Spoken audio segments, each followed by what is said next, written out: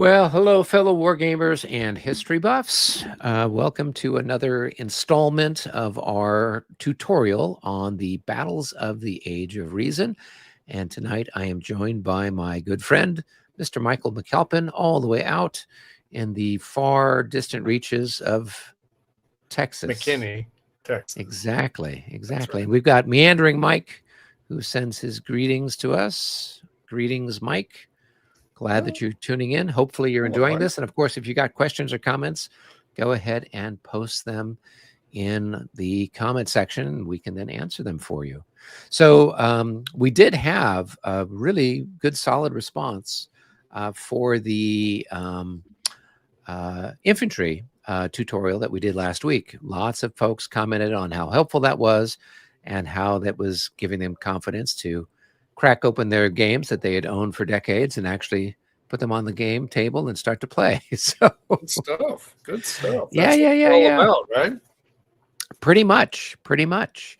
So, and somebody had asked, hey, is there anything, any new Battles of the Age of Reason games in the pipeline? And this is going to be, I'm teeing it up to you, Michael, because you've been involved with playtesting for the upcoming one. So if you want to give us some update. It was originally called Battles for New France, and it may still say that in some places, but it's called Battles for Quebec, and it is amazing because it is a one map battle, same map for all three battles. There's a battle from the 7 Years' War, there's a battle from the next year in the 7 Years' War, and there's a battle from the American Revolution. So there's a total of 7 scenarios. They each use the same map. By the way, an absolutely beautiful map because the city of Quebec just is gorgeous on the playtest maps that we were using, and I have to believe the production version will be even better. So that is, as I understand it, in production right now. Somebody even said that their credit card got charged. I don't know. But anyway, it sounds like they're going to be coming out real soon. And so it's still available at clashofarms.com. Yeah. From what I had seen from something maybe Ed Wimble had posted to the Battles of the Age of Reason Facebook page, it looked like stuff was moving along with the production. And so I know right now they're trying to get ALAU all buttoned up and put to bed so they can start shooting that out. That's tied to ALAU. That's the 3rd edition that they're going to be putting out soon, and I help with the playtesting for that. And then after that, I think Battles of the Age of Reason is all set. That Battles of Quebec. Speaking of which, I came across on my feed, there is a small independent filmmaker that I enjoy watching. The name of his YouTube channel is Atun Shea Films, and he just did a video on the 1775 expedition to take Quebec. Wow. Yeah. Okay. So I'm going to be posting that on the Facebook page for Battles of the Age of Reason. Sure. The way he kind of did it was one of these, well, let's follow in the footsteps of these guys. And so they rented a canoe and they were paddling along the lake to the river, and then they had a storm and they got lost and this and that. And then they're trying to portage. They're trying to take the canoe up, to the next thing to try to get to this other river, and kind of, and then of course he intersperses it with what actually, Benedict Arnold and his whole failed expedition was doing. Wow. And so it kind of bounces back between what he and his buddy are trying to do with their canoe and their supplies and what's actually, what was actually happening. Yeah. So you really get a good appreciation of the geography when you can see and you're just like, oh my God, this is what these poor schlubs have got to deal with. Excellent. And now imagine 1,000 men, supplies, boats, all that stuff. No Gore-Tex across there. Yep, exactly. Yeah, just tough. Yeah. So it is a great it is a great game to pick up. It is a single map, and they're quite small games in general, not that many pieces. Some of them are the historical battles where you're right there in the thick of it, and others are what ifs, where you have a whole lot more turns to try to figure out what you want to do. And so it's quite a lot to go on in the one package there. So that's something we should all be looking forward to. Yeah, well, and I had a chance to see the playtest pieces and map there at Consim when you and that other fellow were doing some gaming of it. And Right. as everything that Clash of Arms does, it's gorgeous. It's a work of art. So that makes it more pleasant. Well, we've got 6 people who are tuning in. And as I mentioned before, guys, if you got questions, go ahead and post those in the live stream. We see those, and then we'll be able to answer them for you. And then anybody who's watching this after the fact, you could always post stuff in the comment section, and I will try to respond as quickly as I can. We are doing our tutorial. Last week we did a tutorial on the infantry combat in Battles of Age of Reason, and today we're doing it for the cavalry combat. And we are using as our sample the second scenario from the Battle of Prague. And it is a cavalry-only example or scenario. So it works perfectly for our purposes. And it's also a good one if you are learning the system and you have Prague. It's a good one for you to kind of get a feel for how the everything works. So we've got our handy dandy map up here on Vassal, and we can go ahead and do what we usually have to do, which I guess would be to well, first thing we should probably do is just make sure everybody knows what the rules are we're playing by. So we're going with the scenario 2 rules.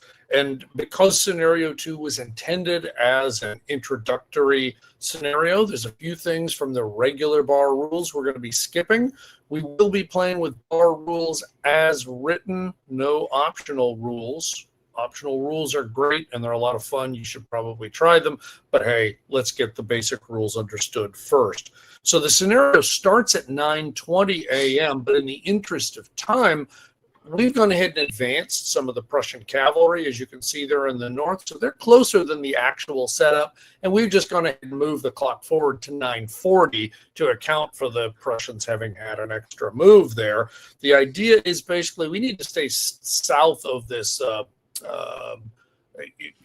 unpronounceable Sterbohol, I think is the name of that village. It's hard to read in English, but it's hard to read in those Gothic letters especially. So we need to stay south of there. That shouldn't be any big deal at all. We do have something we didn't have in the last scenario, and that is we have the ability for there to be wing activations. Yes. We don't actually have army leaders.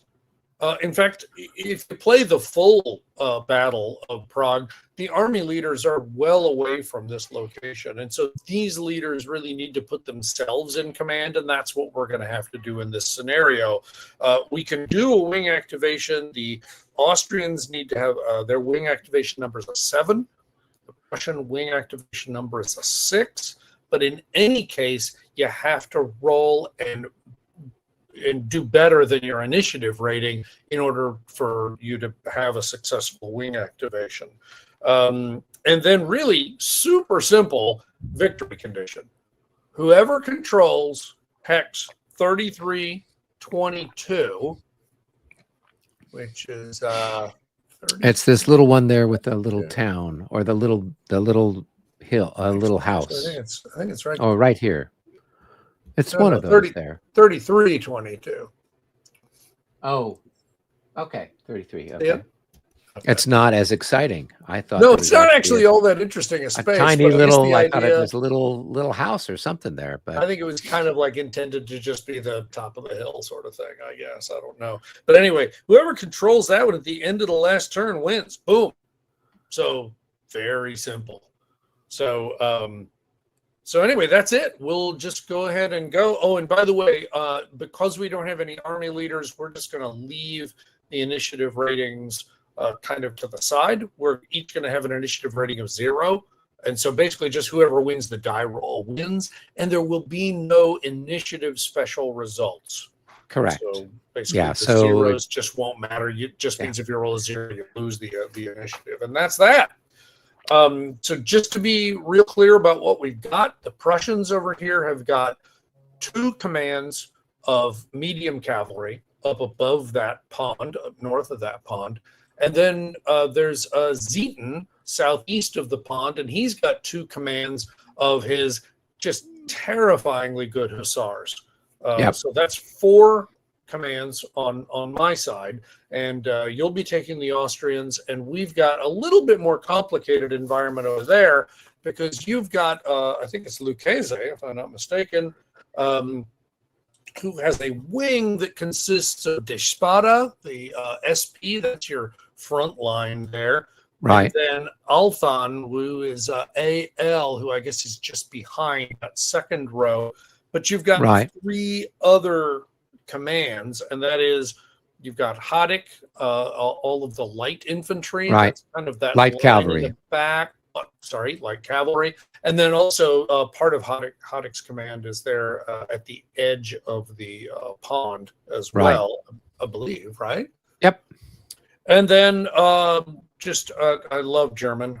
Hohenzollerns command is also available. However, they're not to be activated or moved during the first 2 turns. I think probably realistically, they were still approaching the battlefield at this time. Yeah. They went ahead and As I recall, when we actually played this, and for those of you out there that want to kind of watch what a real game looks like, Michael and David Plock and myself played this.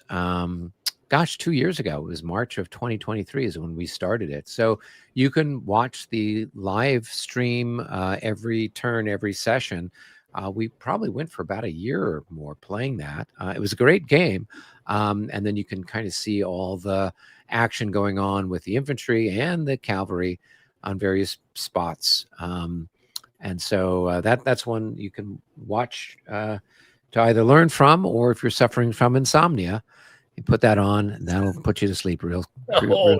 Now. There's excitement. Well, I don't know if I remember telling you or not, but my children said that I should start an ASMR channel where I just read and people fall asleep listening to me.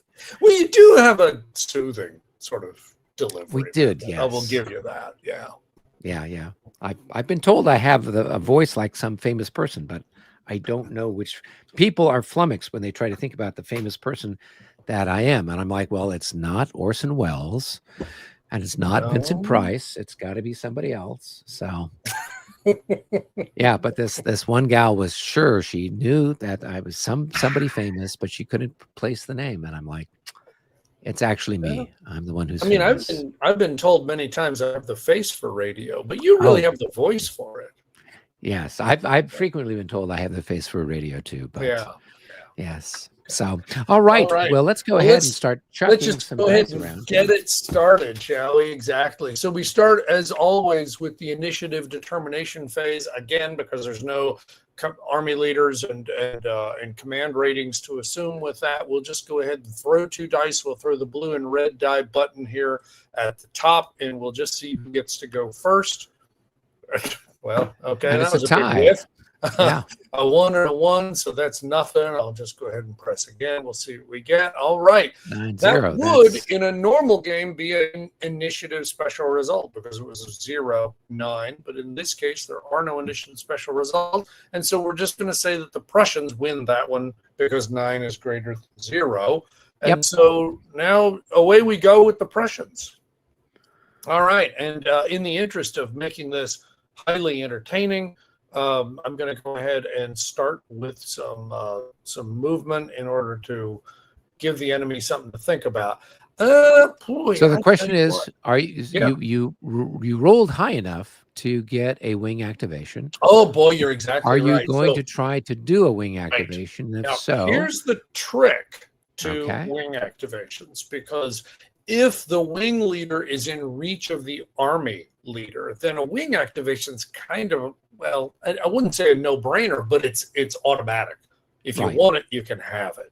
In this case, though, Frederick is way the heck north of the battlefield here. And so whoever my wing leader would be, and that could either be Zieten or who is it? Stonach. It would have to roll in order to get the wing activation to happen. Here's the trick, and this is something you actually have to think about a little bit. If you need to roll less than on a single D10, or single D10, Yep. roll less than your initiative rating. If you do, great. You can do a wing activation, so you can activate all the commands you have control over. If you fail, you're just done. And right. Yeah, you basically give up your activation for that. Exactly. For that and so then you go roll initiative again. So it's a little bit of a risk. I could, for example, at this moment, just say, you know what, I will take a single activation and I will enjoy my single activation. That sounds okay. But on the other hand, if you're really that wing, you have to recognize the possibility that you're going to try for the wing, fail, and then end up maybe giving the initiative back to the other side, depending on how the dice roll. So yeah, that's not great. But yeah, what are you going to do? Okay. So honestly, I have to confess. Well, and in this scenario, it probably isn't as critical because we don't have an end of the turn marker moving down the track. That's true. If it was if it was the larger battle, then the risk of losing an initiative means that it might be a while before you get the initiative again, or you might not get it at all. Yeah, so it does become a riskier sort of thing to do, depending on when it comes up. But many times it can be very powerful to have the whole wing activated, because then you can move, multiple, commands. And so it gives you a lot of punch. Interesting thing about cavalry fighting is that sometimes you might not even want the wing activation. Seems intuitive that you would want it, right? But the truth is, cavalry fighting, as I hope we're going to see here real soon, is all about who has the last fresh troops to throw in. Yep. Because it gets crazy chaotic fast. Yeah. And so honestly, if you took a wing activation, for example, if I took those medium cavalry you can see on the screen right now, and I activated both of them and I moved them all forward, well, that's great. But then that means all the initiatives now in the Austrians' hand to do whatever they want, and I can't react to it. I might be tempted to just move the forward command forward. And you might think, well, that leaves them exposed. Yeah, but you know what? You got to fight to fight. And it means I have that whole second command right behind who can take the opportunity to counterattack whatever's going on. I think I'm going to just totally skip that. And I'm going to take advantage of the wing activation. I'm going to activate Zieten. Okay. I'll be completely candid. I totally forgot he was even in this when I was looking at this earlier today. But I want to make sure to give you, the Austrians, something to agonize over, because Zieten's troops are terrifyingly strong. Yes. And I'm going to go ahead and bring them up. So it's a wing activation, which means first things first, I got to figure out where's Zieten. Well, there he is right there. Zieten, that's the other reason to do a wing activation. Zieten has a command rating of 8. I think it's called an initiative rating of 8. Which means basically I'm going to roll D10 and anything but a 9 for him to fail. Yeah, I mean, he's a brilliant so I'm going to go ahead, leader. Throw that die, and we'll see what goes on there. All right, 4. So that means he gets the wing activation. He can activate any or all of the commands within his command range. His command range is 7. You might be able to see that if your eyes are better than mine, or if you have a nice 84-inch screen television. Both of his commanders, of course, are in adjacent hexes right next to him, so everybody's in command. And then if we look at the units within those commands, that front row is Norman. Well, they're all within... Actually, they're all within 1 hex of him from a command perspective, because the units here and here are the same regiment. And Yep. so if you've got command to one, you've got command to both. And then back here in the back, Stechau is in a similar situation, right? That unit is, and those units, that's 1 hex away. That's 1 hex away, and those two are both 2 hexes away from a command perspective. So everybody's in command. The next thing we do is we look at disorder recovery. There is no disorder to recover from, so that's good. And there's no fire combat, which would be the next thing we do. So it's time to go straight to movement. So I'll go ahead and do that. The movement for all the commands happen at the same time. I may do them separately, but they're really all happening at the same time. We will finish the movement And that's the all of advantage those of commands. the, yeah, and that's the advantage of the wing, right? Where if you did it by commands, individual commands, and you wanted to move these guys, they couldn't because these guys are still in the way, or maybe there was something that was blocked, and you couldn't move this guy through this hex until this guy moves, and so you've got those things. But by having it as a wing, everybody can move all at the same time in any particular order you want. If we were closer, one other advantage, of course, is it means that they can all charge at the same time. So they can literally be charging the same targets.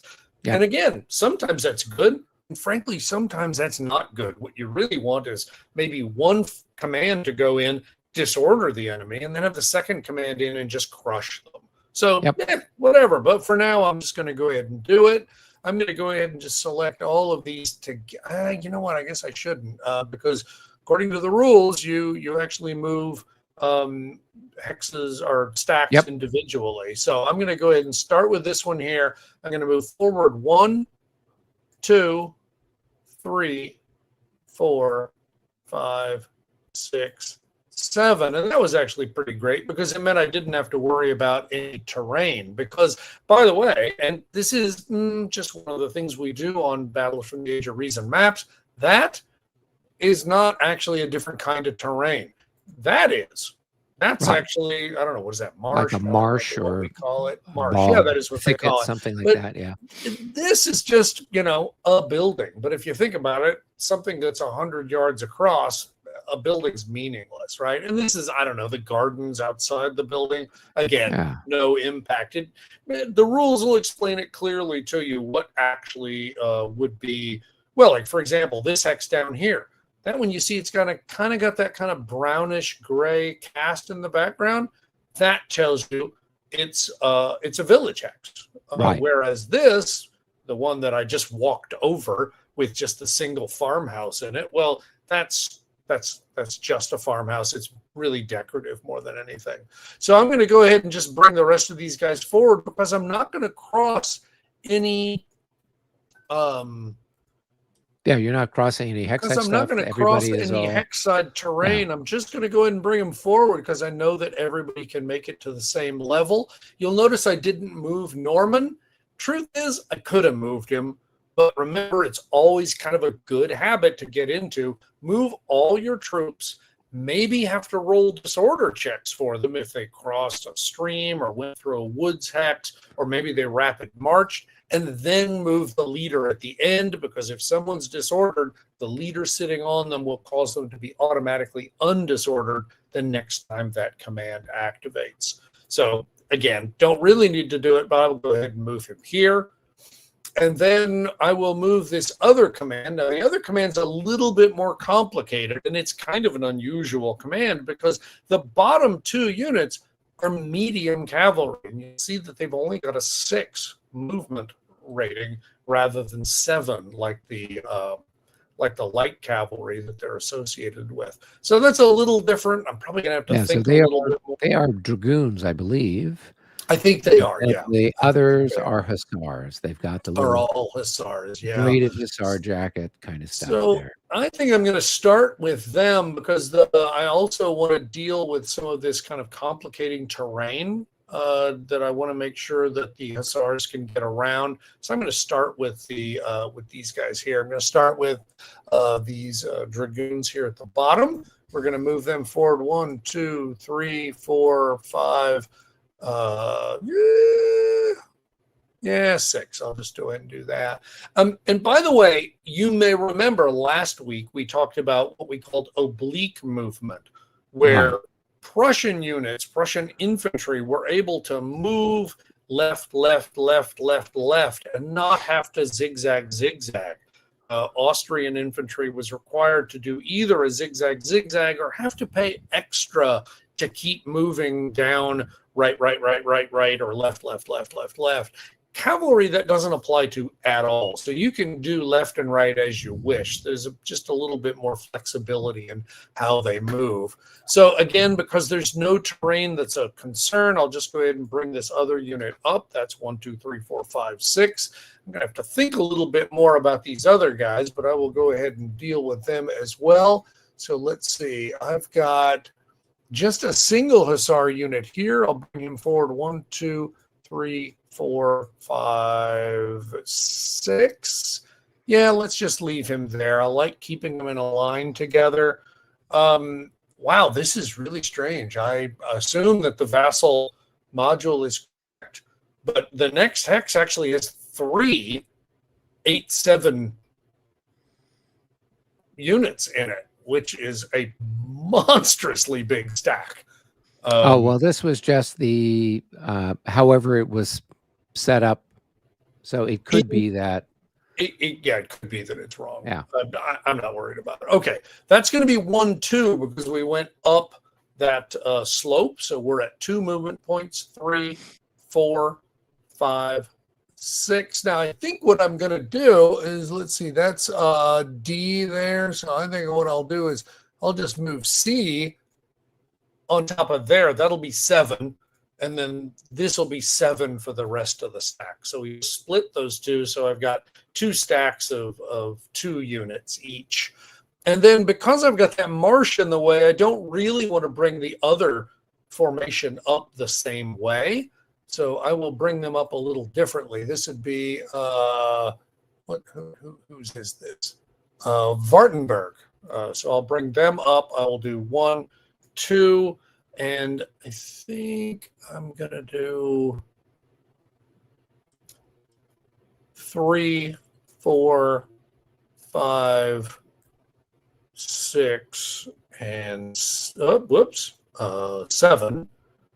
Right, but this one's going to be 1, 2, 3, 4, 5, 6, 7. So that's not great. Didn't really get him exactly where I wanted him. But you know what?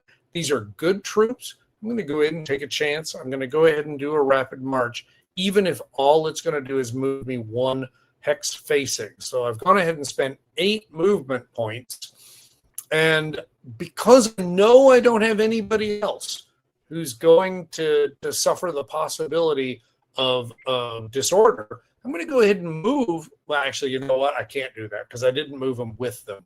So I need to go ahead and do the disorder check for these guys. It's going to be their effectiveness rating with a +5 modifier because I'm doing rapid march. I'm going to go ahead and flip the 2 units over. You can see what I mean. They're really good. They're both effectiveness rating of 21, which means I need a 26 or better in order to get them not to suffer any disorder. So we're going to go ahead and hit the 2 dice there. And we get a 41, so they are good. So I'll go ahead and flip them back over, and then we'll go ahead and just clean up by moving the leaders where we need to move the leaders. I'll go ahead, and again, remember, leaders in most terrain only spend half a movement point, and they have a movement, in this case, of 10. So right. I'm not even going to count, right? I know he can get there, so I'm not even going to worry about it. And then we'll go ahead and put Zeton somewhere here. I'll just put him here stacked with this other unit. And then I will flip all my leaders to show that they have finished their activation. You'll notice that the units themselves don't get any sort of indication that they've finished. Really, you'll look to their leader. And because their leader is flipped over, you know they have activated already for this turn. So that's it for me. Right. And that's provided you're not playing on Vassal. But on Vassal, at least you can also see that they have the little black moved marker. Oh, right. Right. Right. So but the truth is even if they hadn't moved, they've been activated. Yes. You know, and sometimes yes. you don't move when you activate. So, Yep. So this way you just know. Okay. All right. I'm going Well, to go it's your ahead and turn to roll the roll for dice. initiative. Yeah. Let's see what we get. A 75. So that's Okay. another one for the Prussians. Another one for the Prussians. But All not right. Well, then, not a wing activation, because while it not a is wing activation. above And a 6, it's not, the Austrian roll is not that's half right. of what that would be. That's, So you know what, that's if we worth rolled it. a 71, 72, or 73, or Right. a 70, it would have been another wing activation potentially for you. So That's right. So my number needs to be 6 or better because that's my wing activation number. But the Austrians' raw die roll needs to be half or less of mine. So exactly as you said, 6-0, 6-1, 6-2, 6-3. Any one of those would have been enough for a wing activation. Of course, it was a 9-0 last time, so very much wing activation territory. In this case, it's only a skill activation, but that's okay because you know what? These are only cardboard guys that are going to die today, so it's really no big deal. So I'll go ahead and activate Krakow. Oh, good friend Krakow. We've seen him in lots of these games over the years, so good. Be glad to see him again. We move stacks individually, so we'll just go ahead and start with the bottom end down near the pond, and I'm going to start forward and move forward. That's going to be 1, 2, 3, 4. Whoops, that's what I mean by 4. And boy, that's a little nerve-wracking. Because I'm starting to reach the end of the pond, aren't I? Yeah. Well, this hex here is impassable. It's a pond hex, so at least his flank there is safe. Exactly. But if I go any farther, then I've kind of opened my flank up a little bit, and that's kind of moderately terrifying. But you know, whatever. Again, only electrons are going to die today, so this is really no big deal. And I've done what? 1, 2, 3, You've done 4. 4. Yep. Okay. All right. So I think what I'll do is I'll go ahead and do 5, and then I'll do 6 just to stare you light cavalry down. Okay. Because you know, I'm not worried about you.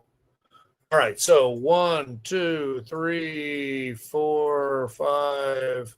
And yeah, let's just go ahead and do 6. And the truth is I bet you what I'm going to be able to do is avoid any of these slopes for the rest of this movement here, because cavalry can go left and right with total abandon.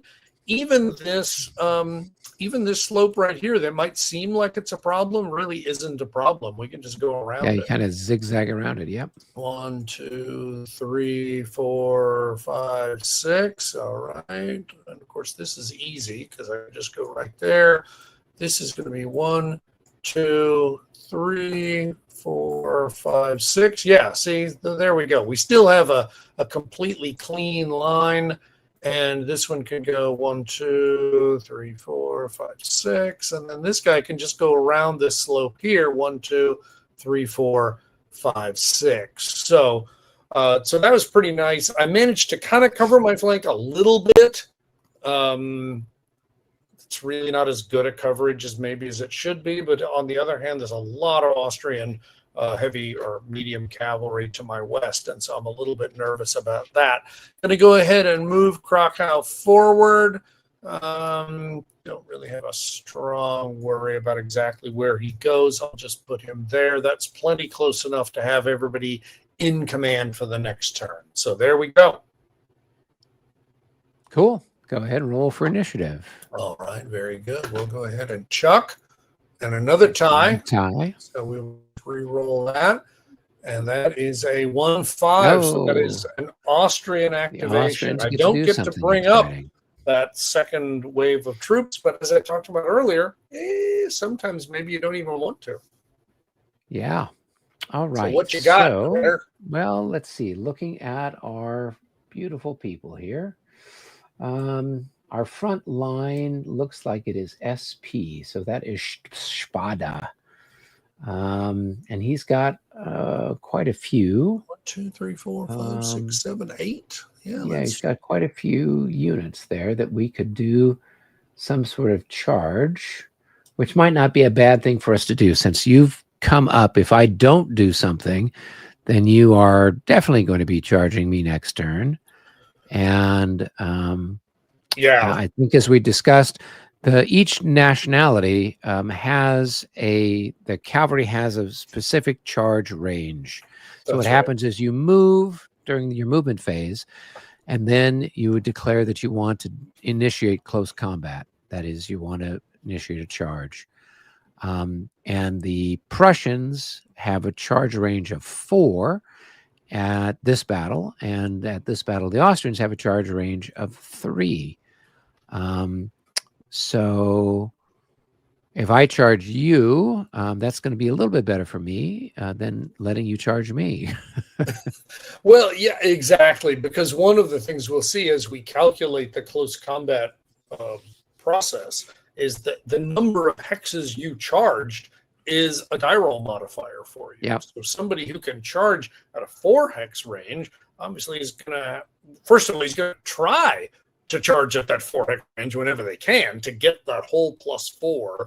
Right. And obviously somebody who can only charge at a range of 3 is going to be loath to let them do that. Right. So yeah. Whereas what we're about to see, I expect, is some countercharging. Countercharging is only within a range of 2, Yeah. regardless of your nationality. And Yeah. so, ironically, it turns out that there's kind of a motivation for the guy who's got the shorter charge range to charge preemptively in order to prevent the other guy from getting that extra long charge that he should be able to do. To be clear, if I'm playing a real game against Eric, I did not just do the move I just did, because the move I just did just put me right into his charge zone. And of course, we did that because this is a tutorial and we wanted to see what was going to happen. And so Eric is moving those guys forward. What Eric didn't tell you is that he'd already checked to make sure that everybody was in command. Yes. Ooh, hold on. Actually, there's one thing you really did forget. Oh, we need to And roll for initiative, don't we? And, oh, no, we got the initiative. But no, we yes, have to but roll. he needs to place Yes, himself the in guy command. Place himself That's in right. command. And you know what? It We probably roll the doesn't 3. matter, but we're gonna do it because we want to make sure we're doing And this he's right. a 3.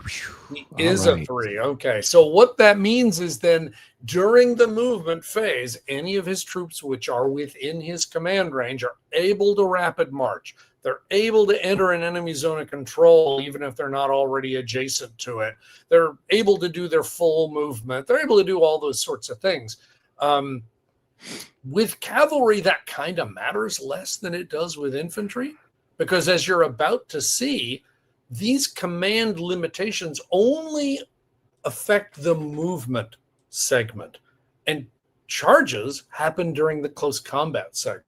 So even if you'd rolled a 4 and was not in command, what that really would have meant is that his troops within his command range would not have been able to rapid march.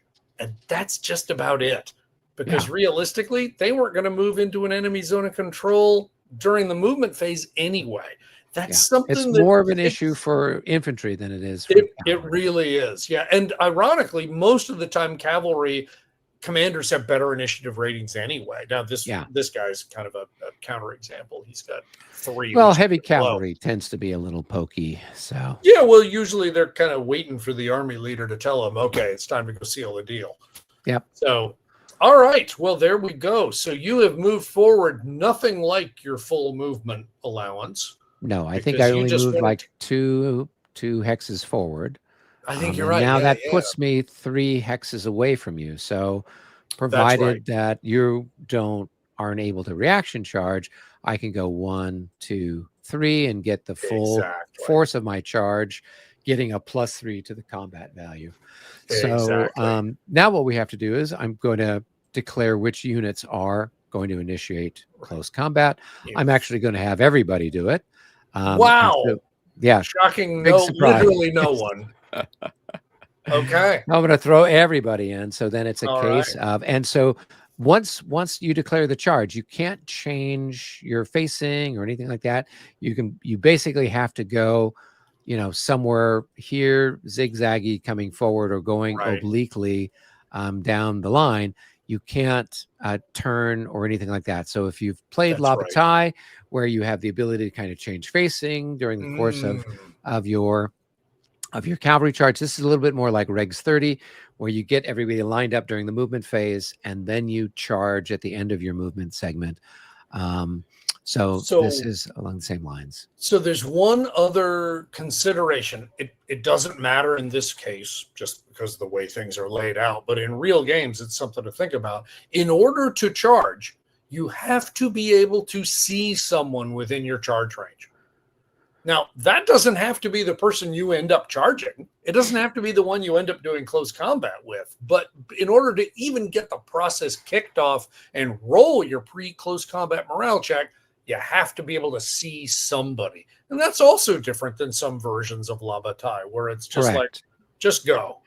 So, all right. Well, so you said you're doing everybody. I'm doing everybody. So we let's can just keep start it simple, at the top. I guess. Start at one end start and at go the to top the other, and work our way down. Now, So I don't here we think go. any of your guys are stacked. I think all of these are individual. Nope, units. everybody's individual. So okay, if they were stacks, remember only the top unit rolls for the whole stack, and so it's still just one die roll for each hex. Yeah. So we're just throwing everybody in there, seeing what sticks. So here we go. So that one passed. That one passed. That's another really that good one number. Passed. That's good. That one. Ooh, 24. okay, that's the fourth one. The leader is stacked. Well, with the leader's that fourth there. one, Let's though. flip it So over maybe and we see. get some relief there. What do we have? He's a 21. So he would pass anyway. But oh wow! So he only needed to do a 17 or better. So wow. So he's okay. So he's All still right. going. Let's check the next person. Ooh, a 08. Okay, They are not going to go. 08. Nope. Oh, there's right. That is a special result. Results. So we need to go look on the morale check summary. Okay. And the morale special check results. summary. So this is a pre-close combat. Special results. That's right. And it's what did I Austrian. Roll? 08. It's a 08. So if the unit is stacked with the leader, the check is passed. Well, in this case, no, he's not stacked with the leader, right? Nope, he's not. There you go. Otherwise, we roll with a +5. Okay, now remember, and this is a little counterintuitive, pluses are bad because what we're modifying is the effectiveness rating. The unit is probably a 21 because he's right next to somebody who's a 21. He's probably close enough. So let's just say he's probably going to need a 26 or better with that +5. He's a 22. So the +5 makes him a 27. So we need to hit a 27 or better for him to pass. Let's go ahead and check the dice. And we roll a 41. So he's going in. Indeed. All right. We got 3 more? Yep, 3 more to go. So next one on the list. He's good. 27's probably good for that guy. That's well worth a look, though, especially since 25. You see this is a different unit. He's close. 25, so that was close. So he passed, and then let's roll for the last chap. 41. Oh, boy. Hey, all right. So everybody is going in. So we could, we would, I guess, mark them with the little charge markers. You can. Let's everybody does it. Everybody does it their own way. Strictly speaking, the way the rules talk about using the charge markers is, you see how they have 2 arrows kind of pointing at roughly 120 degrees from one another? Not quite 120, but close enough. Is the idea is you put them at the corners of your charge zone and face them back to you, just to show where your charge zone is. I think it's kind of gratuitous. There's no reason for it, right? But that's just showing you the space in which your charge zone is meaningful. Of course, everybody here's already got. Right. So this would be how you could put it. So then this guy here, he can go 1, 2, 3 out there, 1, 2, 3. Right. So it kind of gives you a sense of what it is. Now, we tend to use it. What I will point out here, and this is something we didn't have to worry about last time, but there is something that it's subtle, but on the terrain effects chart, there's a column kind of over towards the right that talks about SCM costs, Sierra, Charlie, Mike costs. Right. And that stands for Special Cavalry Movement Cost. Charge movement is special cavalry movement. And you will find that the movement cost for that is not always the same as for regular movement. And so you need to kind of take a look at that, understand what that means. So you'll notice, for example, that even though for cavalry in line, slope hexes cost you +1, whether you're going up or down. For SCM, they don't cost you anything. And I guess that's maybe because you're maybe a little less bothered about keeping exactly your line perfectly organized. Because well, and similarly for on the woods, right? If you're normally in line, normal movement costs 3 for the cavalry to enter the woods or the village, but during the charge phase, entering a woods or village hex only costs +2. Right. You will see there's an asterisk there, so a lot of these things will cause you to need to take a disorder check as you go through them, if you do. But anyway, I mostly wanted that to be clear. So how many movement points do I have? You have 3, because your charge range, we talk about it being in terms of 3 hexes. It's really 3 SCM. Right. Right? Now, again, because SCM for clear is 1, we usually think in terms of it being 1 for 1. So 3 hexes, 3 SCM. But I wanted everyone to see that if you wanted to go down that slope with that top unit at the very north end of your line, that doesn't cost you anything extra. Yeah. Because it's SCM. It would if it was regular movement, but it doesn't here. So it gives you some flexibility you didn't have, and which is super easy to overlook. So throw it out there. Yep. Good to point out. All right. So now we've done attacker designations. We've done attacker morale checks. You've done very well with those. Now it's time for cavalry charge movement, where your units are individually going to move their 3 SCM points, and they obviously have to move without changing facing into their charge range out in front of them. So so take it away. I'll just go with this chap here. So 1, 2, well, and at this point, there, you need to tell me what you want to do. Yeah, if you would, sir. I take issue with this. I'm going to attempt to countercharge. That is what we call a defender reaction. There are a couple of different kinds of defender reactions. Countercharging is the most obvious one because you're facing me, I'm facing you, I see you coming. I'm not going to just stand here and let you hit me. So I'm going to countercharge you. And I have that choice when you're at the 2 hex range. If you are trying to hit me in the flank, another defender reaction I could do, which isn't relevant here, is change facing. Now, when I do that, I give up the opportunity to countercharge you, but at least you're not hitting me in the flank. So that's something useful. So in this case, though, I'm just going to say, you know what? I'm going to go ahead and countercharge. Now, as it happens, I have 2 units that could countercharge right now because this unit and this unit both have this fellow in their charge range at a 2 hex range. So do I care? I don't know. No, I don't think so. I'm just going to go ahead and roll for the top guy, and I can roll for him and see if he passes or fails, and then decide what to do with the next guy. So rolling for the top one, it's an effectiveness check. It's a pre-close combat morale check. It's a type B morale check, just like he did before he got started. We'll go ahead and fire and see what we get. 45, easily enough. More than enough, yep. So I will go ahead and advance 1 as a result. And what that means is I'm meeting the enemy right there. Instead of the 3 hexes of charge he wanted to get, he's only getting 2, and I got 1, which means that instead of him getting a net +3 die roll modifier, he's going to get a +1 instead. Yep. So that was well worth it from my perspective. But now you'll go ahead and move on with your next one. Yep, there's 1. There's 2. 2. Okay. I could at this point, if I wanted to, go ahead and roll for either of these units and go ahead and give them a chance to countercharge if they want to. Don't see any reason to get too complicated about this. I'll just start with the first one right here, and we'll go ahead and have him countercharge as well. 27. Going to hope that It's that's probably good good enough. enough. We're going to find out. Yeah, he's a 22, 22, yep. so that's good enough. And he will go ahead and advance and take in that space. And so we'll just keep on moving down the line. Now, this So may now, seem so very the simple question here. is, Yeah. should we be working these as combat so that this guy Absolutely is then not. going to be, nope, we're not. Absolutely not.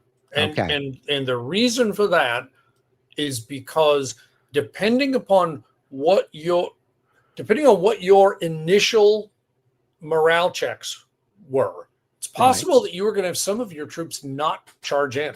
Correct. And it's also possible that some of my guys are going to try to countercharge and fail their morale check. Right. And that's what I'm hoping. It's only at the end of all of that movement, both the offensive movement and maybe the countercharging movement, only at the end of it do you then assess where the individual combats are. Because the truth is, you have to attack everybody who's in any of your unit zones of control. And until you actually see how everything lays out, you're not 100% sure what the combinations are going to be.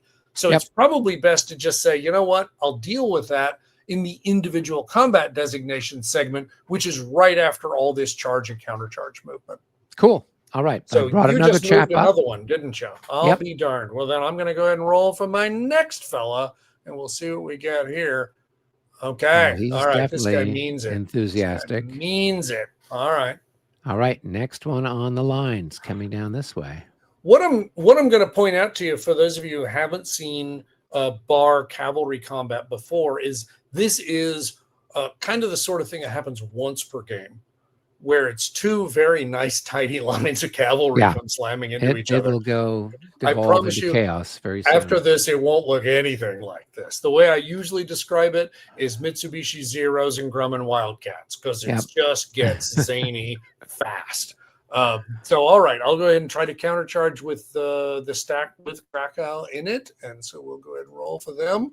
32 is almost certainly good enough because I got that -5 with him. So he's going to countercharge there. All right. Okay. All right. Next one on the line. One, two, coming down. All right. We'll do another countercharge roll for the next stack there. Okay. Luck's held with me so far. That's right. We are doing, both of us are doing well. Come on. There we go. This guy's going to go here. All right. We'll go ahead and roll for the next guy, and he will roll. Okay. Yep. Hanging in there. All right. And the last two chaps, this guy's going to come up. Okay, all right. And I got one last guy who can do something here, and he does well enough. So 53 is good enough. He goes in. All right. And then this chap's going to go here. And voila. So you'll notice, of course, that last fellow at the bottom of my line who's facing southwest never did countercharge, and that's because his range in which he can charge is just down those two hex rows that he's facing, which means that really he never could see any of these guys coming. His positioning was in order to protect the flank against the light infantry that's down to the south. Light cavalry. I keep saying that. Light cavalry that's down to the south. I'm glad you're listening to what I'm saying, because I'm not.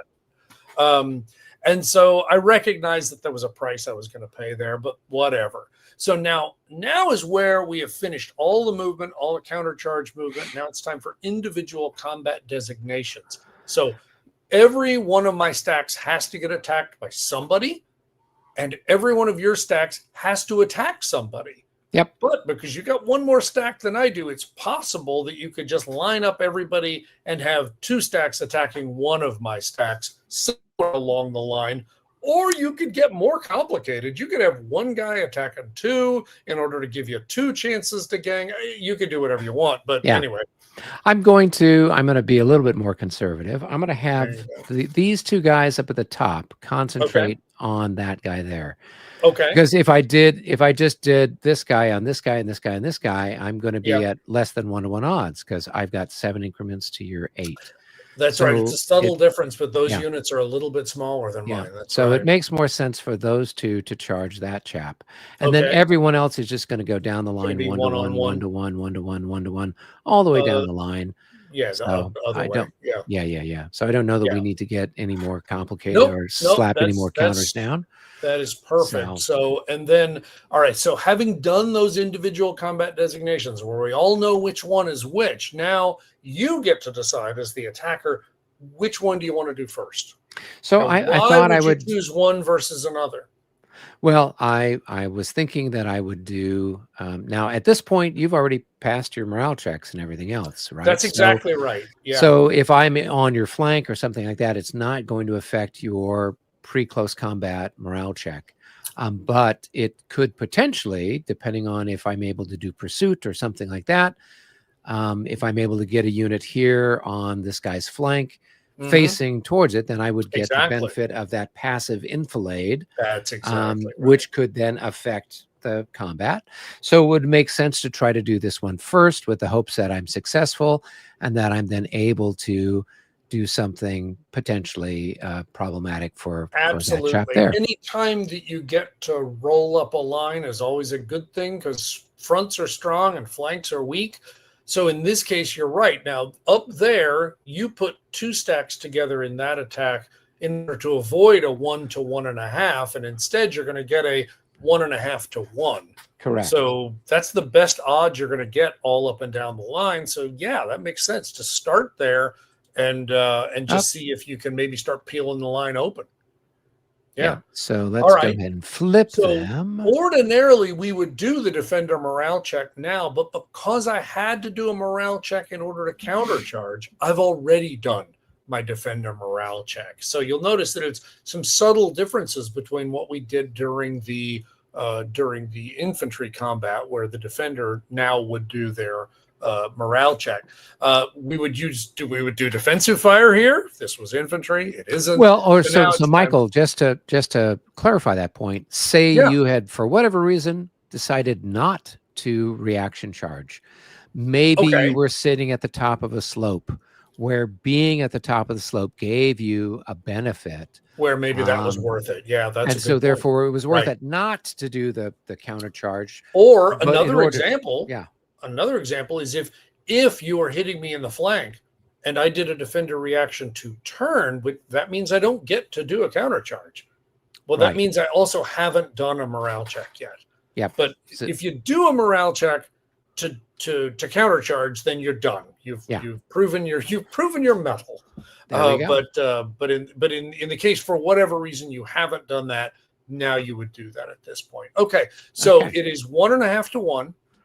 Both of your stacks are +4s by their printed value. Yep. You can see on the lower right of each counter. Each of them is medium cavalry. Are you going to put the close combat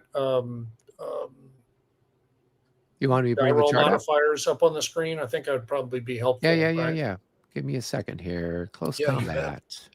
There we go. Scroll down. There's a whole ton of modifiers down here, but Cavalry. believe me, you get used to them pretty quickly. So the ones that we're really concerned about here, obviously nobody has any losses. Nobody's in any morale state right now. But what we do see is under cavalry, if you are medium or heavy cavalry, and really the game doesn't make any distinction between medium and heavy cavalry, then you get, and if the enemy's in your zone of control, then you get a +2 for the first round of combat only. You also get +1 for every hex that you've charged. So in this case, your guys charged 2, right? Correct. Okay. So your guys are 4 +2 because they're medium cavalry and I'm in your zone of control, +2 more because you charge 2 hexes. So each of your stacks is +8. That averages to +8. And then we'll look at mine. I'm a +4. I also get the +2 because you're in my zone of control. And then I get a +1 more because I countercharged 1 hex. So I got a 7. So you got 8. So I got it's a 7. a net of +1 in my favor. Right. So it's 1.5 to 1 +1 for you. Yep. So now what we do is we chuck the dice and see what we get. That's right. And so we get a 2 for the Prussians and a 6 for the Austrians. Okay, so that is going to be the die roll is going to be a +4 in favor of it's going to be on the 4 in favor of the attacker, in this case, the Austrians. And then we have a +1 on top of that. So we're on the 5 result. Okay. If we go to 1.5 to 1, the result is 1 and disorder for the attacker, and a 2 and a rout Oh, wow, for it's a 2. the defender. Yeah, so it's a 2R. Okay. So it's a 1D and a 2R.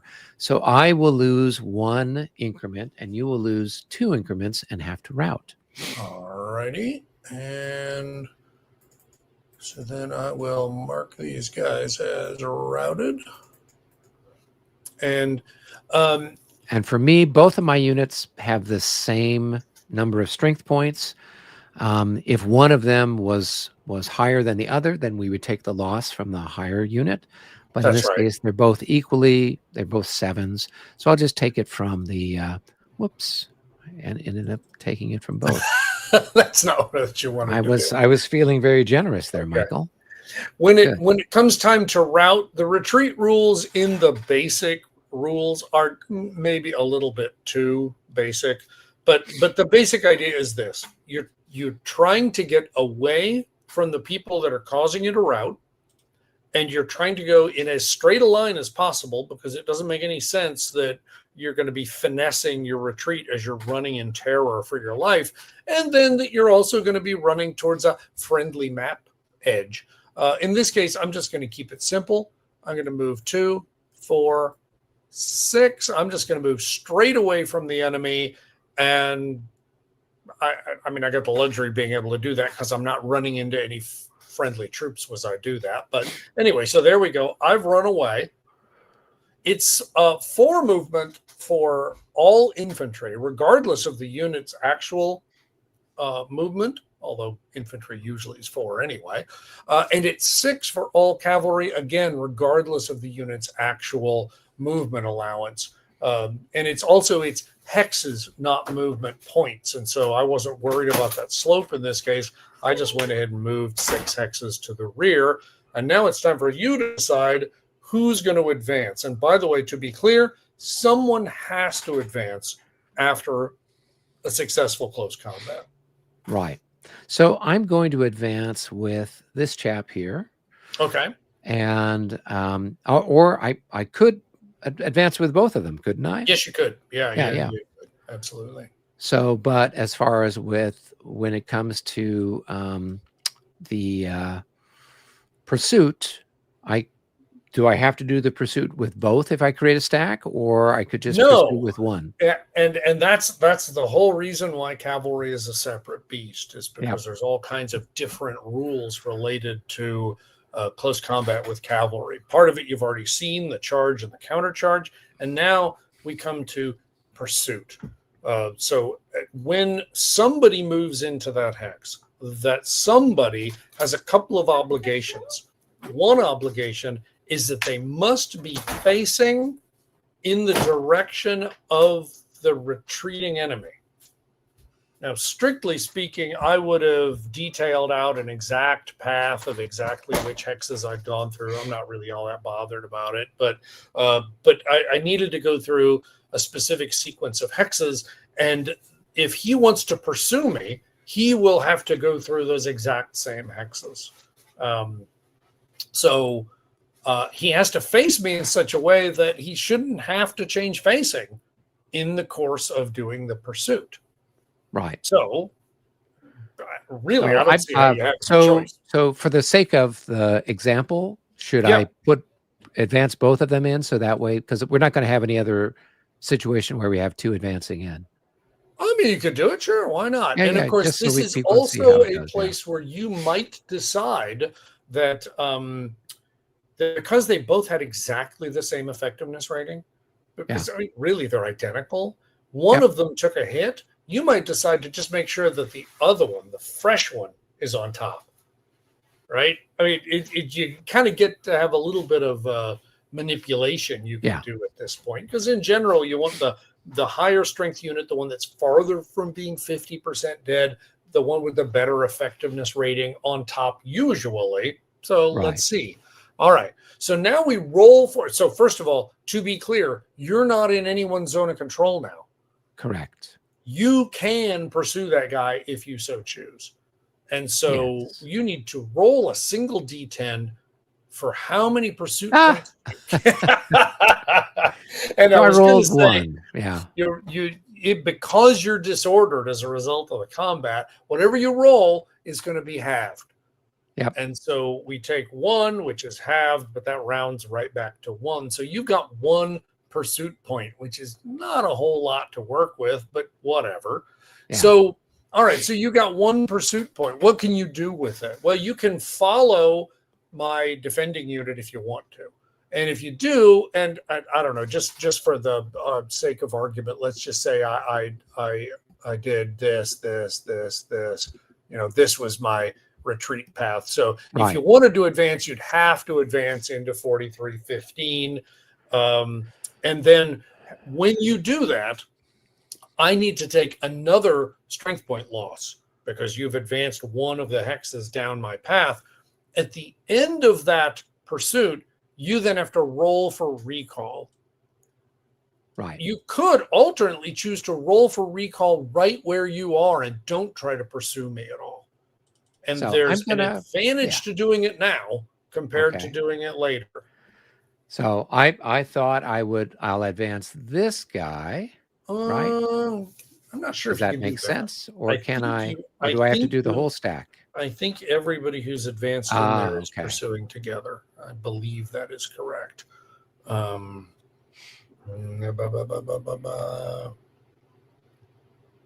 won't swear to that, but I believe it's true. Let's just say it's true, and we can find out in the comments that someone finds we're wrong. So if you're going to move both of the units in, they both need to pursue. Okay. If you only move one unit in, then only that unit needs to pursue, but then the other unit doesn't even get to move in. I think that's the key. We will say we'll say we're fine how it is. We will not pursue this time. Well, maybe so now you need to roll a recall. So let's bring up the disorder summary, because recall is a disorder check. It's an attempt to get everybody reorganized and back into a formation, which for cavalry is particularly hard after combat. So you've got a recall, and recall has a couple of modifiers. One of the modifiers is, are you disordered? Well, in this case, you are. Have you used any pursuit points? And he only had one, and he decided not to use it. He's just going to go ahead and voluntarily recall right now. So we're going to go ahead and do that. I think you're just a +5, right? That is correct. Yeah. Okay. If I had used a pursuit point, it would have been an extra +5 for each pursuit point. Exactly. Used. Right. So we'll use the top unit. Of course, I think they're identical. Yep, they're both the same. Let's chuck the dice, and we roll the 55. So we end our little charge there. We are not further unhappy. I guess if we had failed, we would have been disordered, or if already disordered, right?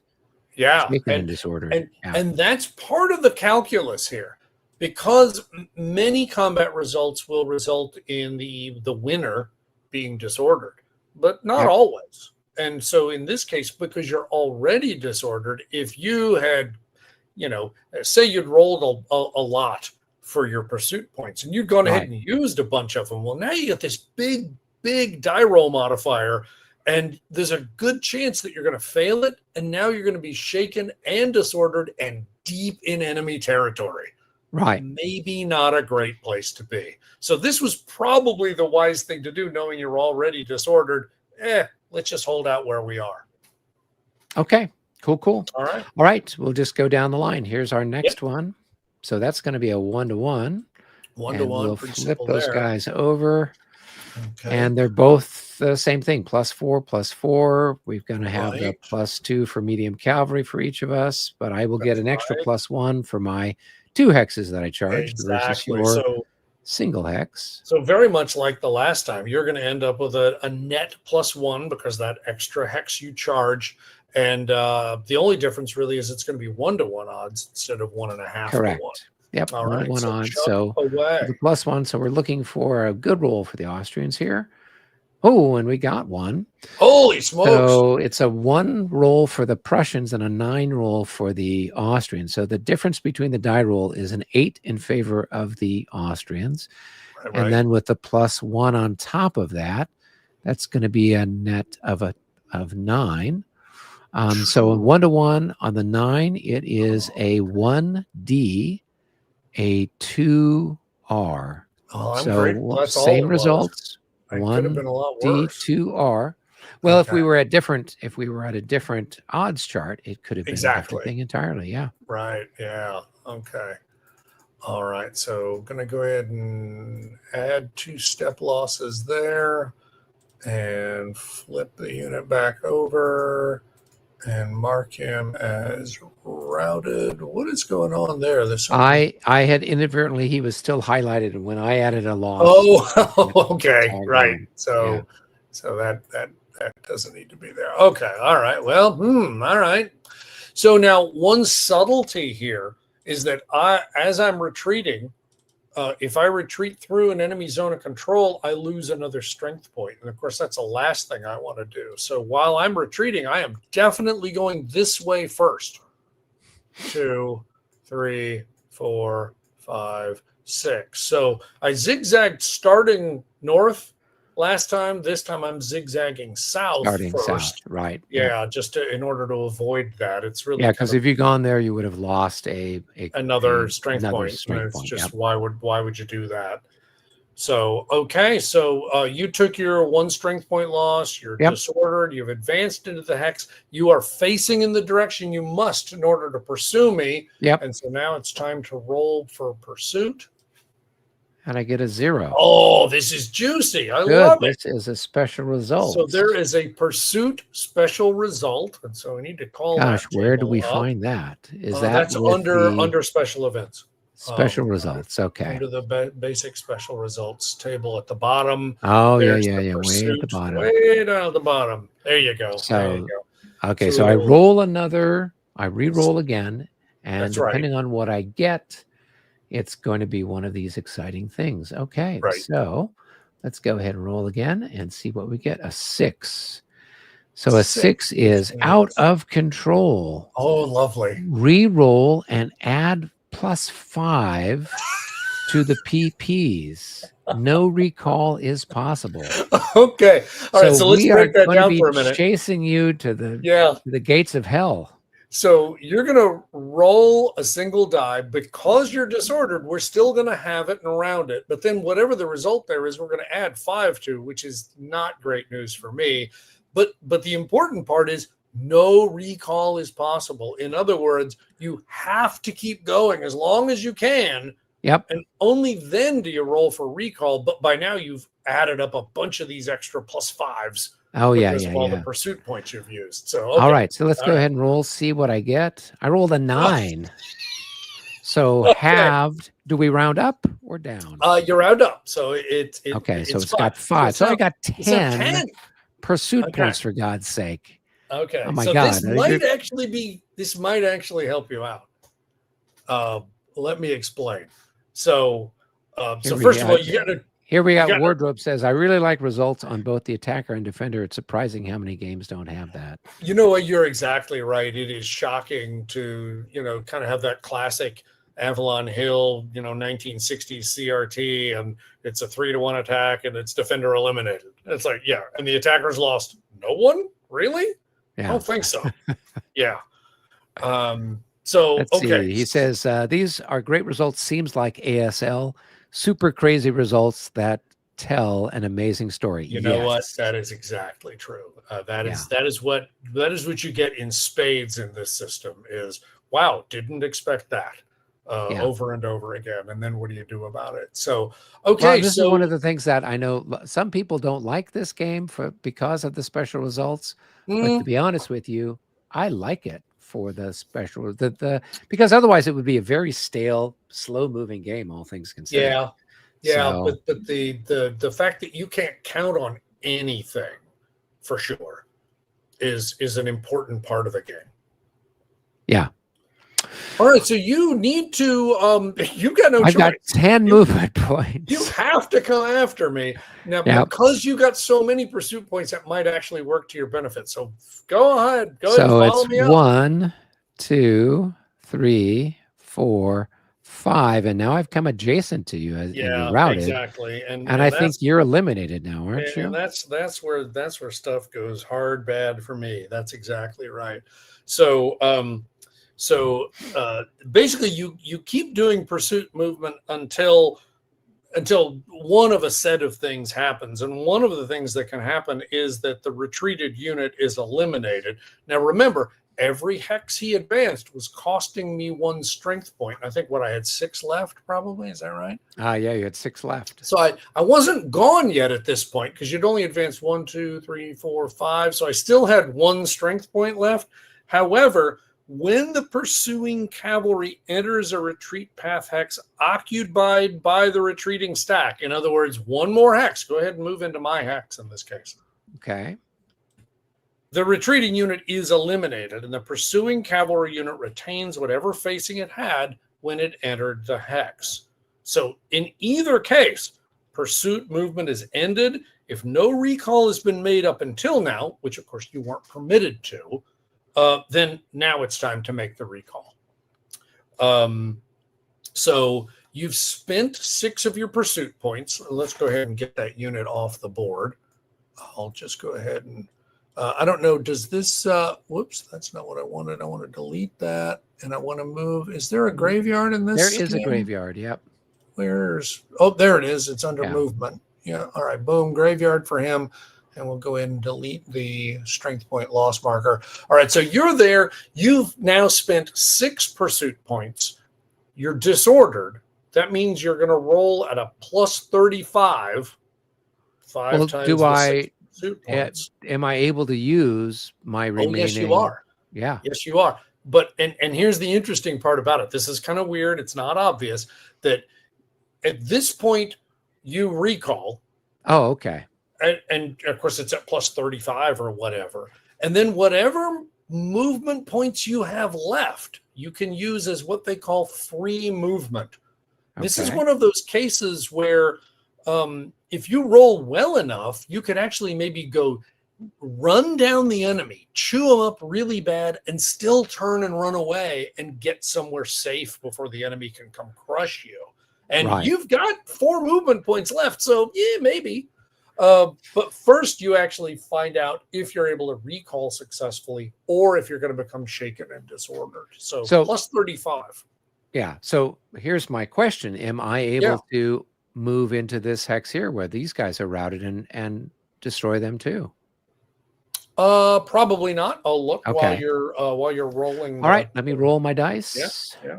I roll a 79. That's probably pretty close. I might. 79 because really so I'm 21 plus 30, plus so you 35. Better than a 56. So you're fine. Yep. Right. So now what's going to happen is you've got 4 what are called free movement points. And they're a little bit different rules than standard movement points. But there are a few restrictions, and I'm going to go ahead and explain those. So during free movement, the pursuing stack may make a maximum of 2 facing changes. Each facing change may be at any direction at the cost of 1 pursuit point, regardless of the number of hex points you turn. So you could do a 180, that's 1 pursuit point.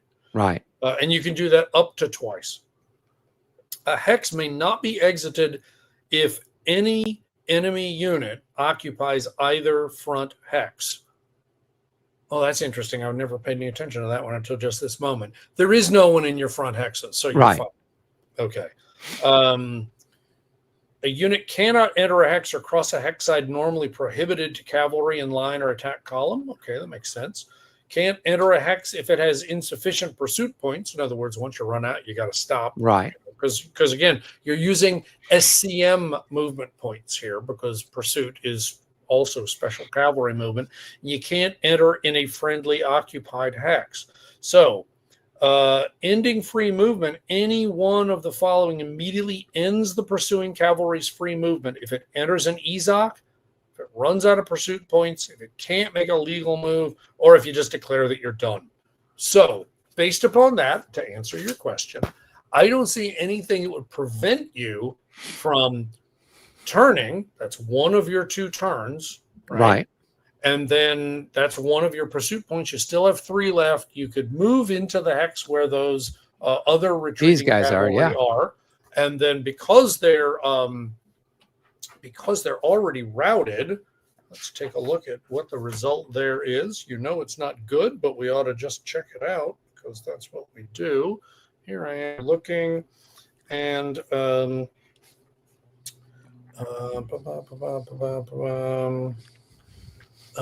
units that change route.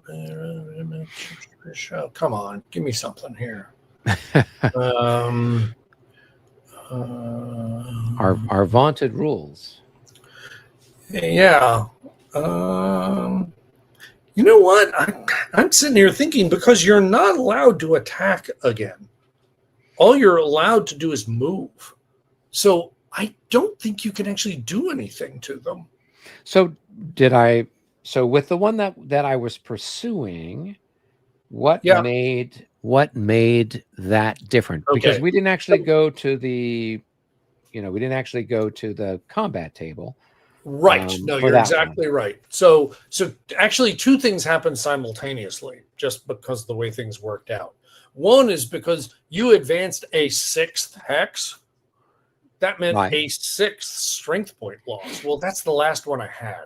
So the unit was already gone anyway. But even if I'd had remaining strength points, when you enter the hex I've retreated to, then I'm vaporized. Right. And that's only during the pursuit is what you're saying. Exactly. And that's just because you've been pursuing me rather single-mindedly, trying to chase me down, right? Right. But it looks to me like if you tried to attack that other stack, then yes, of course, they would immediately rout away. But I don't think that would be the case, that just moving into them would be sufficient. And I'm desperately hoping to find an answer, because I want to keep us moving here. Because it would be great if I could, because that guy is completely toast. He's going to be hosed as soon as you activate your guys behind him. There's no way he's making it back to Vienna in anything other than a body bag. Yeah, a routed unit that is attacked in close combat loses 1 strength point and rout retreats when the defender morale check would normally have been made. Units that are routed or retreated through by another unit will rout retreat rather than taking a morale check. Units that rout check. I just don't see anywhere that says you can move into the hex of a routed unit. And I'm thinking pursuit is a special case. That's going to be my guess. So given that, I would recommend you don't do that, because if you turn that way, then you're done. Because the last thing you want to do is have somebody. Oh, I'm sorry, because that's not a zone of control. But okay. So here's what I'm thinking instead. Okay. Right? What do you think? How about I move here, and I capture your leader? Oh, well, you won't capture him because he can move away. But absolutely. Oh, can he? Sure. If you remember what happened at Lobositz. He's not surrounded. And you can't surround him. You don't have enough units to do that, right? All right. So I will try to extricate myself, what perhaps. Could you do? Yeah. What could you do is you could turn, face back to the west. You could move 2 hexes, and then you could turn and face back to the east. Yep.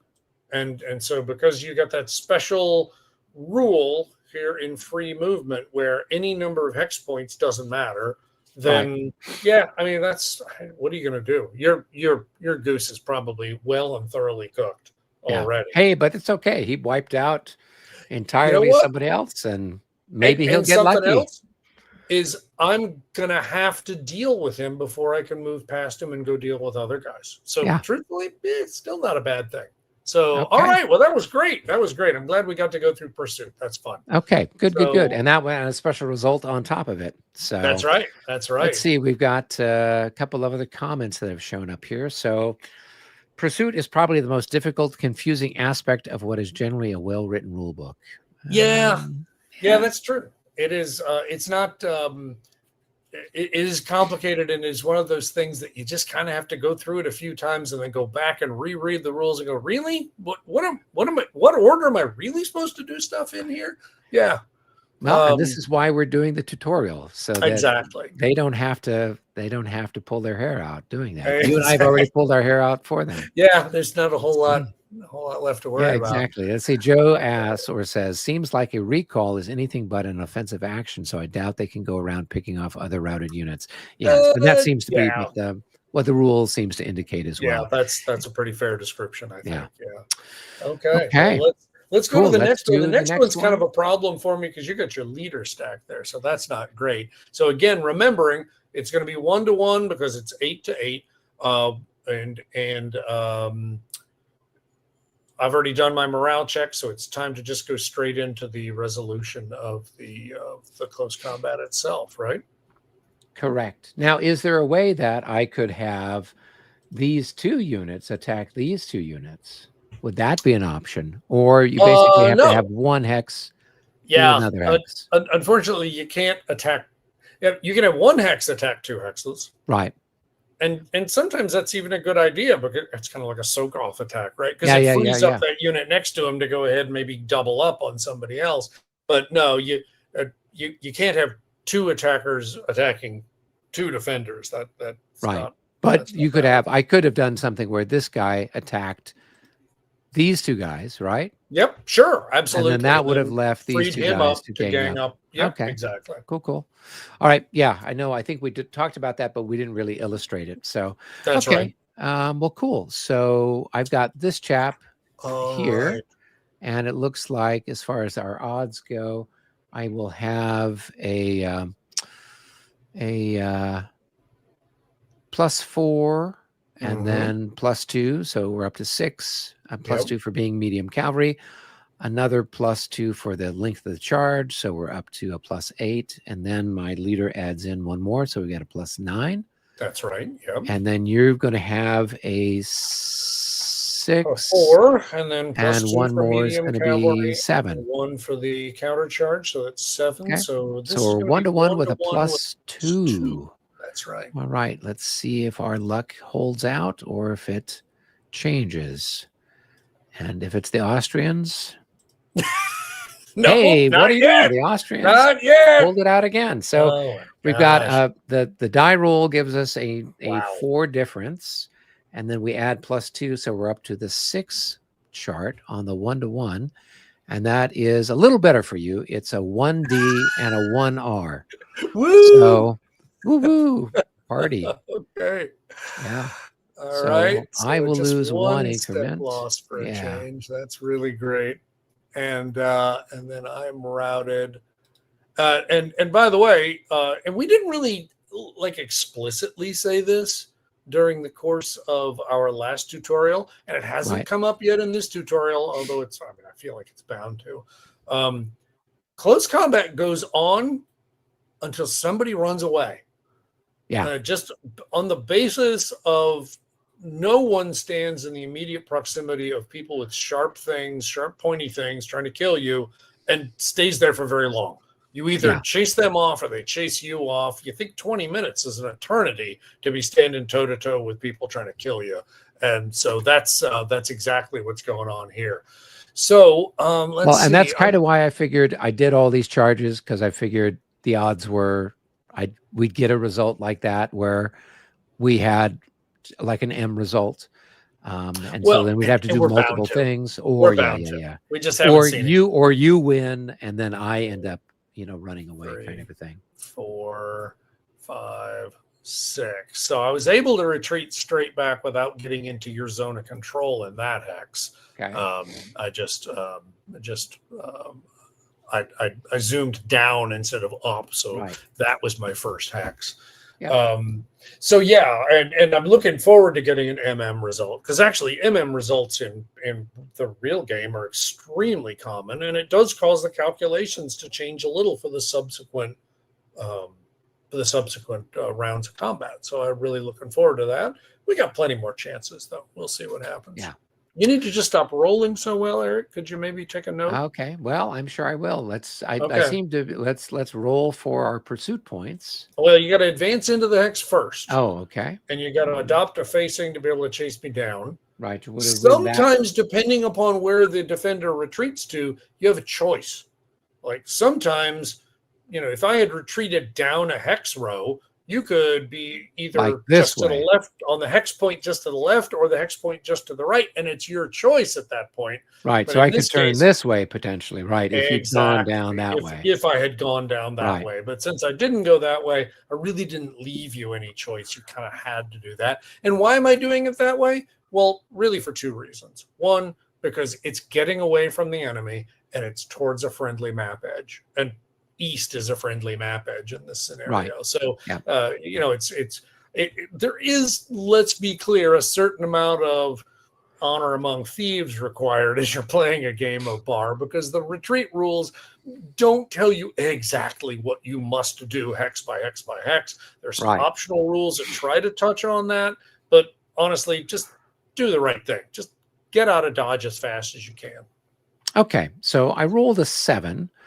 So that's going to give me 4 pursuit points. 4 pursuit points because it's half. That's right. Yep. Right. So what I'd like to try to do is, I'd like to see if I can't, go here, burn up a point, and then I've got points I can get back here onto this guy's flank to influence the upcoming combat. Right. So that's an important part about pursuit, is that you saw that he got free movement once he had done a recall. But the only way you can use free movement is if you've actually spent 1 pursuit point actually doing pursuit, and then do a recall, and then you can do free movement. So So if I just recalled here, then I'm stuck in the facing I'm in.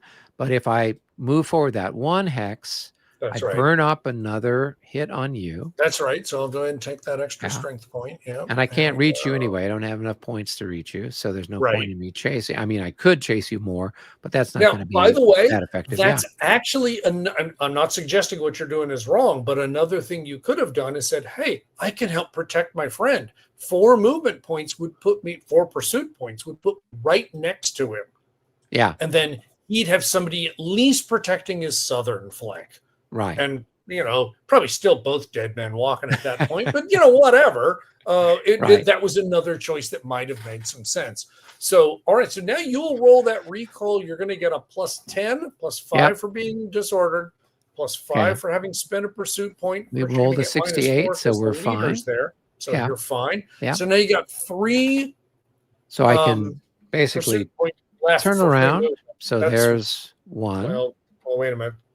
That's 1. Yep. And then that's going to be 2. And then that's going to be 3. And now I've got a Ezok on your flank. That's right. Exactly. Yeah. So definitely a good use of pursuit points and free movement to go ahead and put you on my flank and then affect the next combat, which is about now. I've got a question for you, Michael. For the modifiers, say I only had 2 pursuit points left and this guy was still here, could I have turned him and faced this way? Would there have been a penalty for your chap having somebody, I guess, in a rear hex side instead of a flank in his hex rear side? rather than in the flank? Actually, I think so.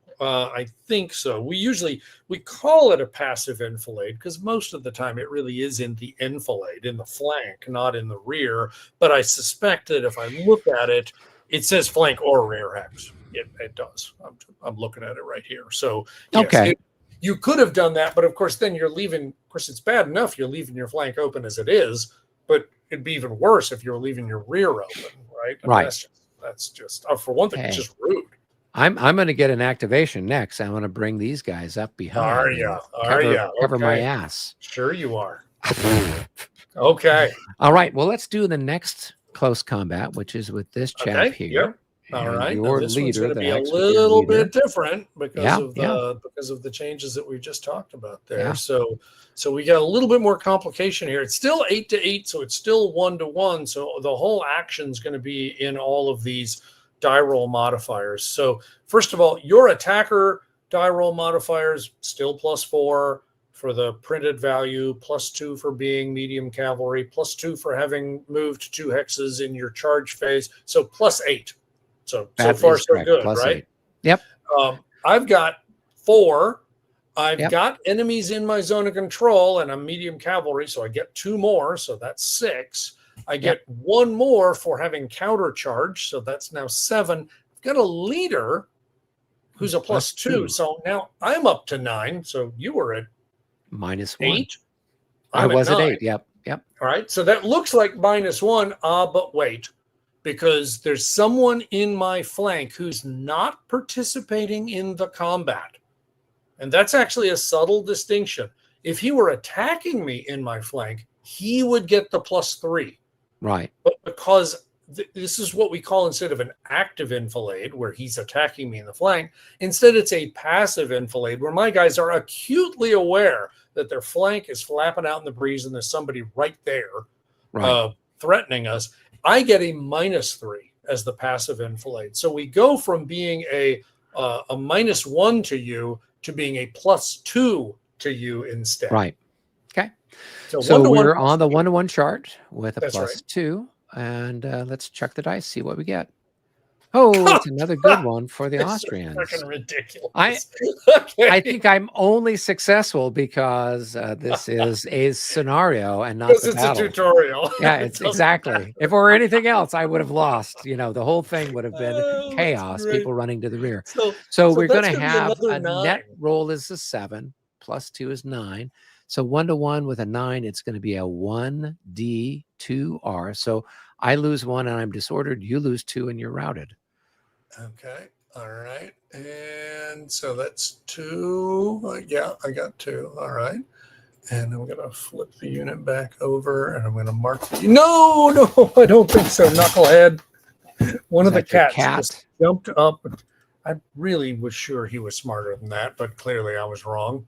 Okay. Is everything still okay? He's actually, yeah, you're still here. He's actually You're a working for the knucklehead. Austrians. Goody. Okay, exactly. Yes, Maria Theresa has sent him to sabotage the nice. Prussians Very there. nice. Okay, so I will retreat away. 1, 2, 3, what? 4, 5, 6. All right, so there we go. All right. All right, and then I need to advance into said hex. That's right. Yep. And then we roll for our pursuit points, see what we get. We roll a 5, halved, Okay, rounded up. That's going to be 3. That'll give us 3 points. Okay. And so if we wanted to do something like we had just done, we could advance here, burn up a point for you, and then we could, and then we could turn this guy around and have him face into your rear. Can't get any farther there. Yep. So that's what. So we'll go there, and so that's right. 1 pursuit Gotta point. roll the Let's recall go ahead and there. roll for recall. +10. Okay. 79. We're happy, and so then we're just going to spend 1 point to go that way, hoping that that will make your life problematic. Well, it is going to make my life problematic unless you keep, assuming you keep rolling the way you've been rolling, because now it means that for me to retreat, I'm definitely going into an enemy zone of control. Yep. So I'm definitely losing at least an extra strength point if I have to retreat. Let's just hope it doesn't come to that. Well, you've got a better unit here. So he's actually Isn't that nice? +5. Yeah. So that should even things up a little bit. So you've got an 8 for all the reasons we've already talked about. Yep. 4 + 2 + 2, it's 8. I mean, we've done this a million times, right? I'm also an 8 because I'm 5 + 2 + 1, but -3 because of the passive enfilade. So now this is a 1-to-1 +3.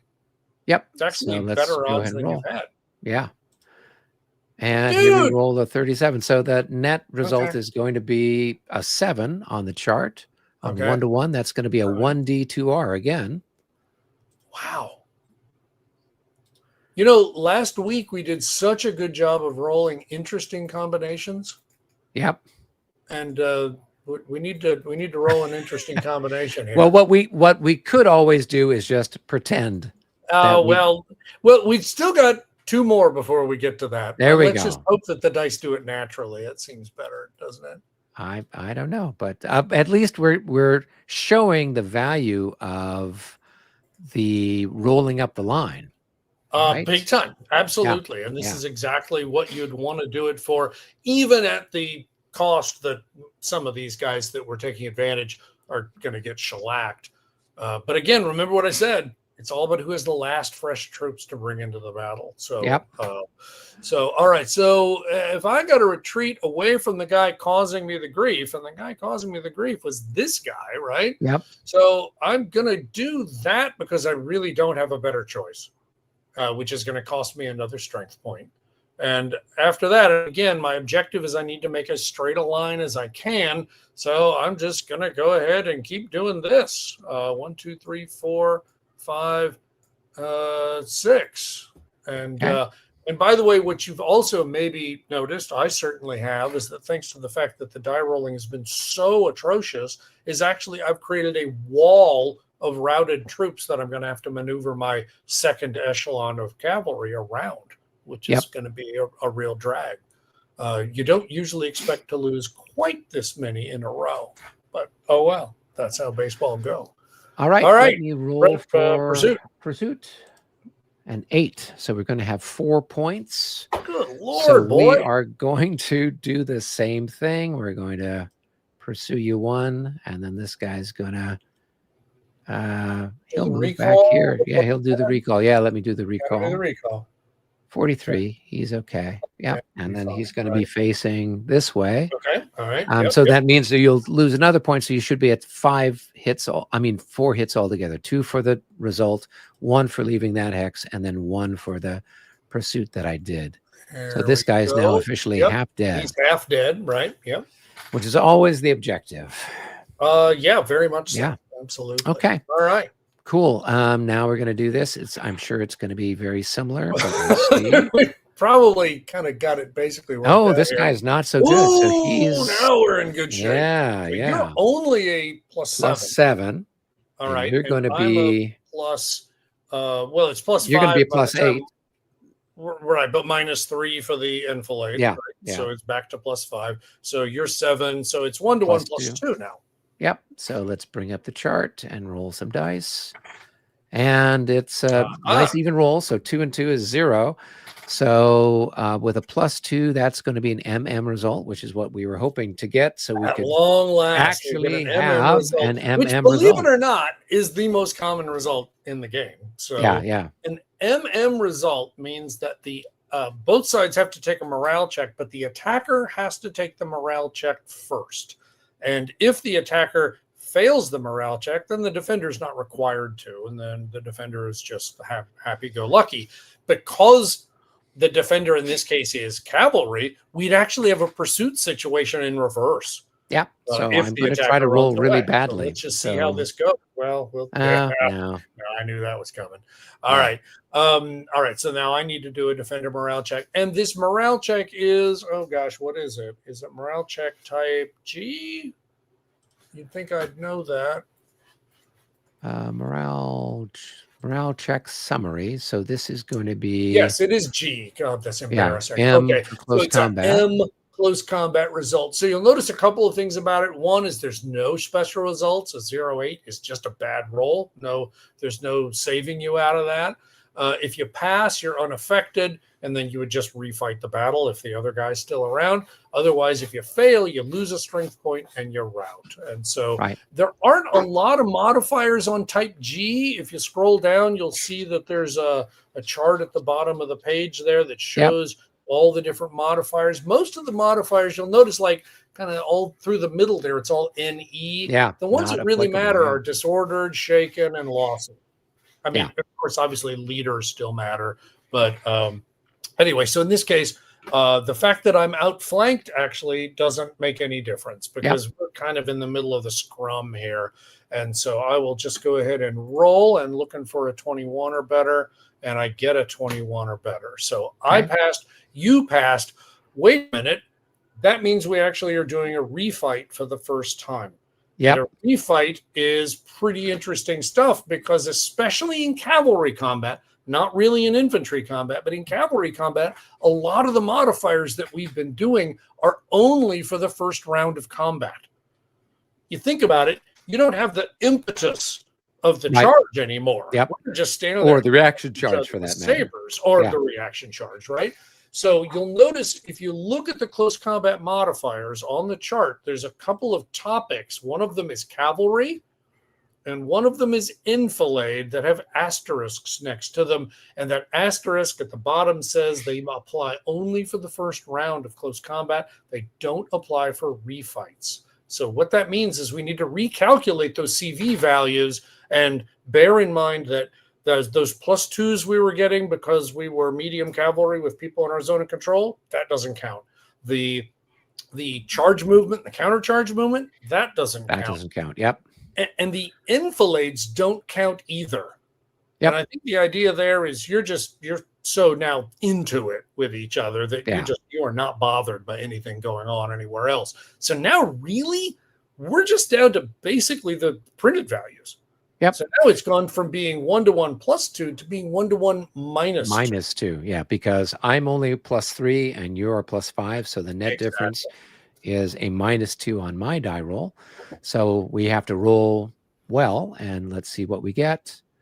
Oh, we get a special result. Oh, goodness. Okay. Well, that hasn't happened yet either. Yeah. Wow. But I was finally looking for the chance to win one of these. But oh, well. All right. All right. So now we go to the special results. Anytime either side rolls a 0 when you're rolling for close combat.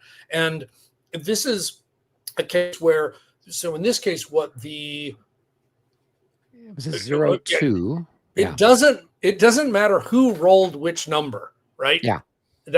Literally what happened is I rolled a 0 and the Austrians rolled a 2, but it doesn't matter because fundamentally you just look at the number that's not a 0 down that left column, a 2 in this case, and then you say, all right, well then what happens to the attacker? What happens to the defender? And so it looks the attacker attacker loses 2 and the defender loses 3. Okay. And if you had a leader there, we'd have to do a roll check to see if the leader was killed or wounded. And then it's an M result for both of us. So it's a 2M for me and a 3M for you. Right. Okay. And so what are we modeling here? And this is well worth understanding. Anybody who reads a lot about 17th century or even Napoleonic warfare will discover that really close combat was just close-ish combat. It's when you got close enough that one of the two sides decided they were not interested in sticking around for the actual cutting that was about to happen. And that's just human nature, right? It's pretty rare that sabers really crossed or that bayonets really crossed, especially bayonets crossed. It's very uncommon for infantry to get into close combat. So the idea here is this is where that kind of unusual occurrence happens. Neither side blinks. Both sides go in. And so, you start taking real casualties in a hurry. Not just one strength point, but maybe 2 or 3 strength points. And we're still not running away even after that. So that's where we are right now. So now there's a little subtlety because as we look down that procedure there, the next thing we need to do is figure out for each stack involved, and there could be 3 stacks, but in this case, there's just 2. We need to figure out what is the effectiveness rating of the top 4 strength points. In this case, there's only 1 unit in each hex. So in your case, it's 25. Correct. And in mine, it's 21. And whichever stack has the highest value needs to roll first. So this is different than an MM result from the CRT table where the attacker always rolled first. In this case, it's the worst stack from an effectiveness rating, from a morale perspective, rolls first. That could be it could have been the case. Yeah. So if it was a case where you'd lost an additional unit or you'd already had one and you were now 50% dead, that's right. Then even though you have a lower printed value, your modified value would be higher than mine. Would be 31 instead of and so therefore 21. you Yeah, would roll first. If you that's right. broke, then we would do our usual pursuit. I wouldn't have to roll. So in this case, I have to roll because my melee, my effectiveness rating is higher than yours. So let's chuck 2 dice, and we rolled an 18. So the result is I'm going to, I failed, right? Okay. So I'm going to lose an increment, and I'm going to route away. That's right. That's right. So then you are going to have a chance to do so. Whether I want to or not. Yeah, exactly. Oh, gosh. What a so let me go ahead. We'll flip this guy over, and we're going to mark him as routed. And then I'm going to move him back. And I've got a lot of choices as far as where I want to put him. Yep. So I'm going to go this way. So 1, 2, 3, 4, 5, 6, like that. And then that's it for me. Yeah. Okay. All right. And let's see. And now, you'll note it. Let me think about this. I want to make sure I apply this at the correct time, because so what happened there is we had one round of combat that was inconclusive. Yep. And then we had a second round of combat, and that second round of combat was a special result, right? Correct. And because you routed, I don't even have to roll my morale check for that special result. But I want to make sure I don't know if you pursue necessarily, do you? Oh, no, I do. Oh, okay. But what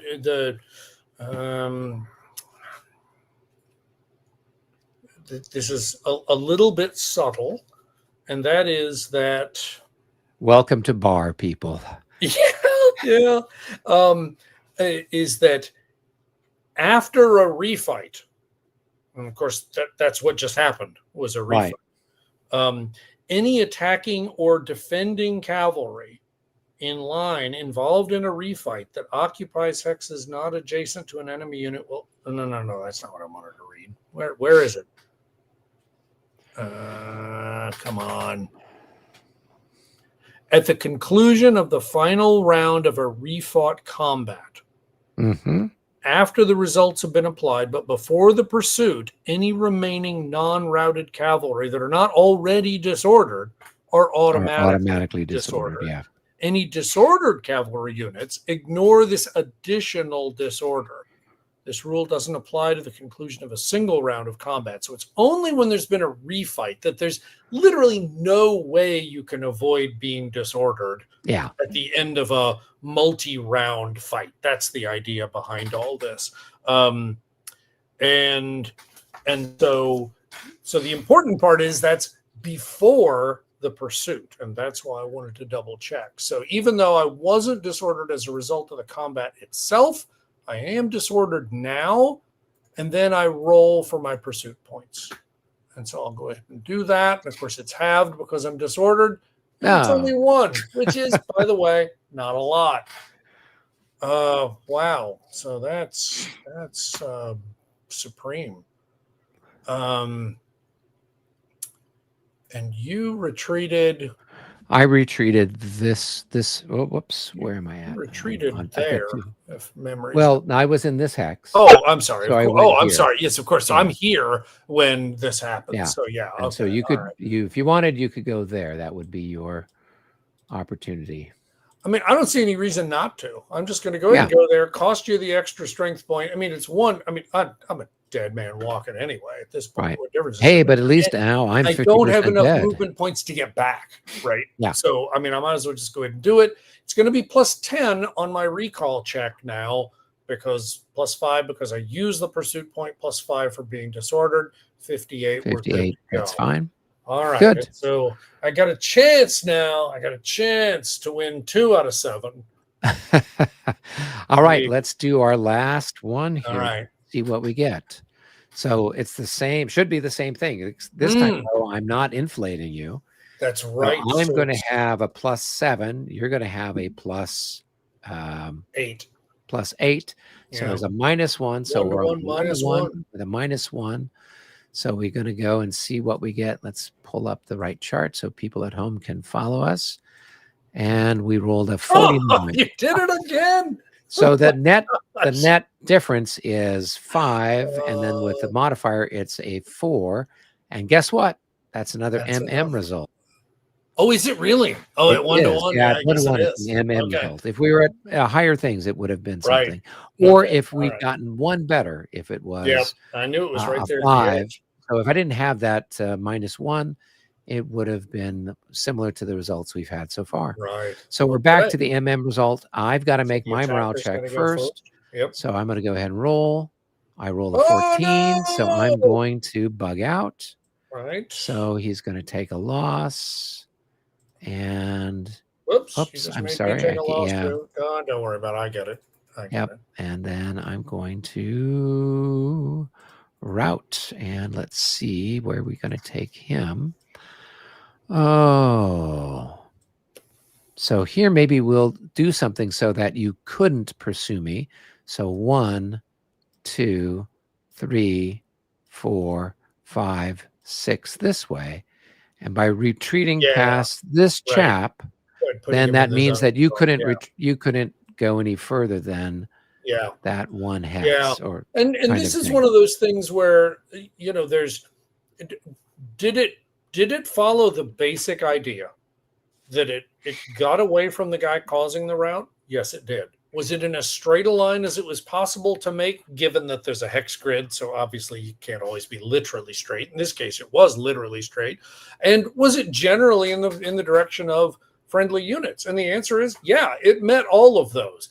Was it exactly what I did? No, it wasn't. But remember, I had that pond in my corner.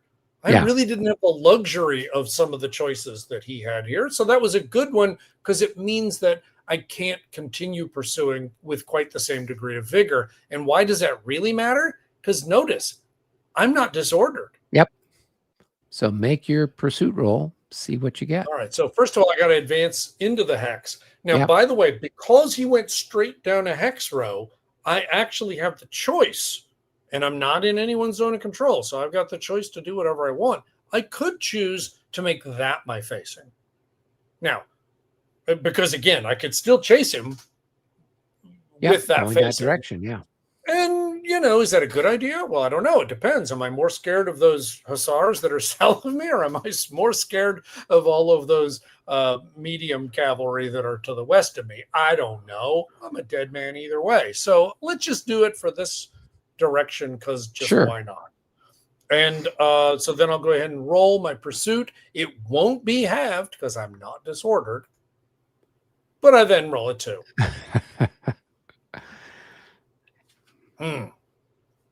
Boy. And again, the problem is, like, if you roll a big number, you can advance and then you can spin around and run away and you can do lots of fancy stuff. If you roll badly, then it's like, okay, now what? I could advance 1. That'd be nice. I could advance 2. I mean, that'd be nice. It just means I'm kind of sticking my head further and further down the lion's jaws. Not really all that interesting. So maybe the smart thing is just go ahead and recall right where I am because I don't have enough movement points to do anything more useful. So I'm going to go ahead and do that. The other thing is by not doing that, I'm minimizing the die roll modifiers and I'm decreasing the chance that I'm going to be disordered at the end of all of this. So plus nothing, basically. Just go ahead and roll. Okay, let's take a look at the disorder. No, let's look at the disorder because yes, there is. Disorder summary. Cavalry recall is a type of cavalry recall. So if we look under disorder special results under type F. If pursuing unit expended 5 or fewer pursuit points, the check is passed. Okay. Okay. Well, I did. Yep. Okay. So the check is passed. We don't need to roll for it. So, all right. So that's that. Wow. Okay. Well, you know what? That was fun. Let's see. Did we cover everything? I think we covered a whole lot. Yeah. We covered charging.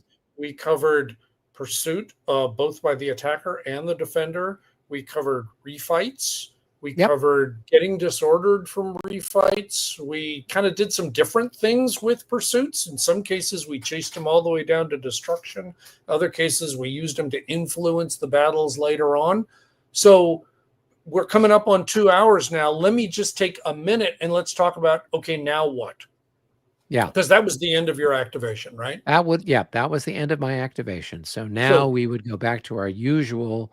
Eric kind of hinted to this, that he's counting on getting that next activation, because if he does, then yeah, he's got all these medium cavalry that are further back that he can bring up to try to protect these guys of his that are facing all higgledy-piggledy and try to keep them from getting shredded, right? Yeah. Clearly, I'm looking for the chance to get the next activation, but I'm going to have a challenge because units can't move through routed units without becoming routed themselves, which clearly I'm not interested in doing. And I've only got a very few hexes to get through. I got these and, of course, all these above here. So I'm going to have some real trouble helping these guys out down by the pond because I can't get to them. Right. Right?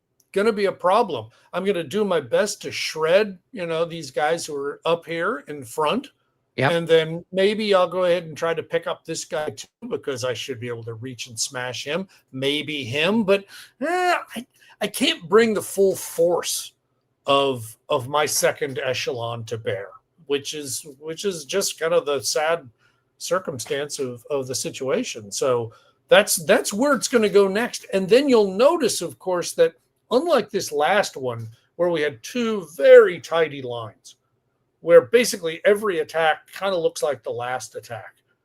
In this case, it's going to be completely different. Everyone's going to be completely different because I'm going to be attacking some in the flank, going to be attacking some in the front.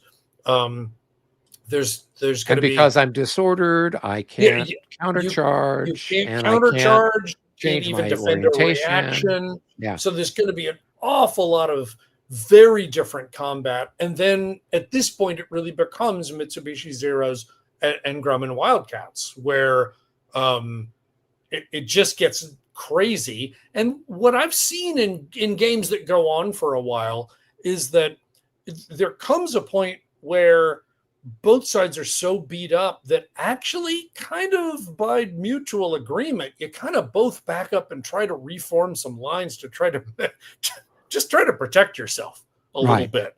And then you kind of go back at it a little bit. But that's what cavalry combat looks like. It is way more dynamic than infantry combat is, and offers you a lot more opportunities for good things or bad things, depending on your perspective, I guess, compared to infantry combat. Obviously, there's no firing going on. So really, this is the way cavalry do what they do. And I think that was a great 2-hour tutorial for how the whole thing works.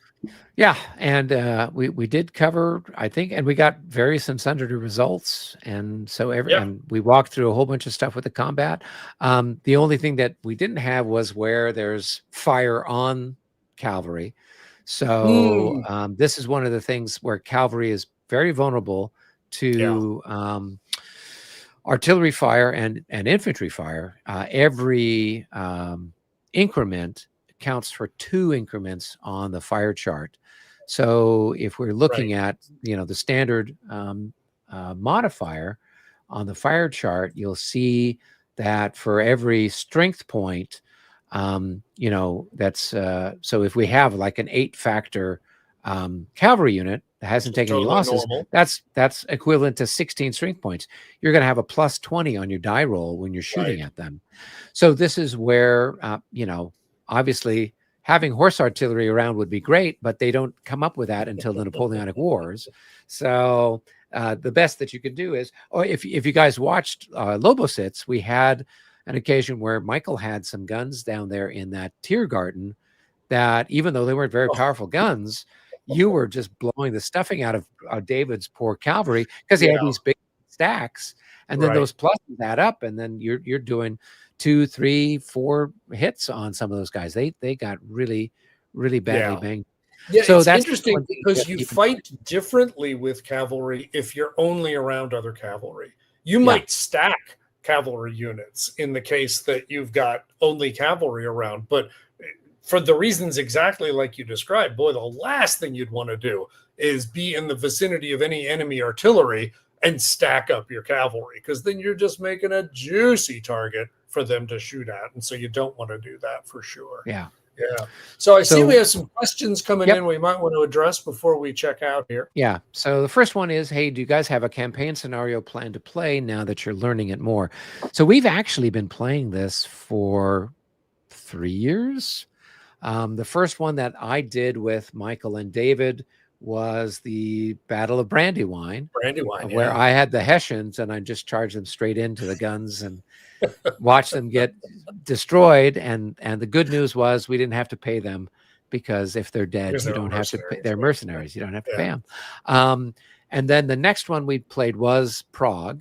And I had the, I guess it would have been the southern wing of the Prussian army.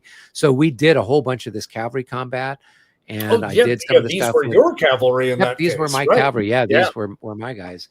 So I Right. got to learn how to do that. So what I would suggest is, if you want to see a bigger battle like the Battle of Prague with infantry, cavalry, and artillery and assaults and all that good stuff, watch that live stream that we did back in March of 2023, I think is when we started it.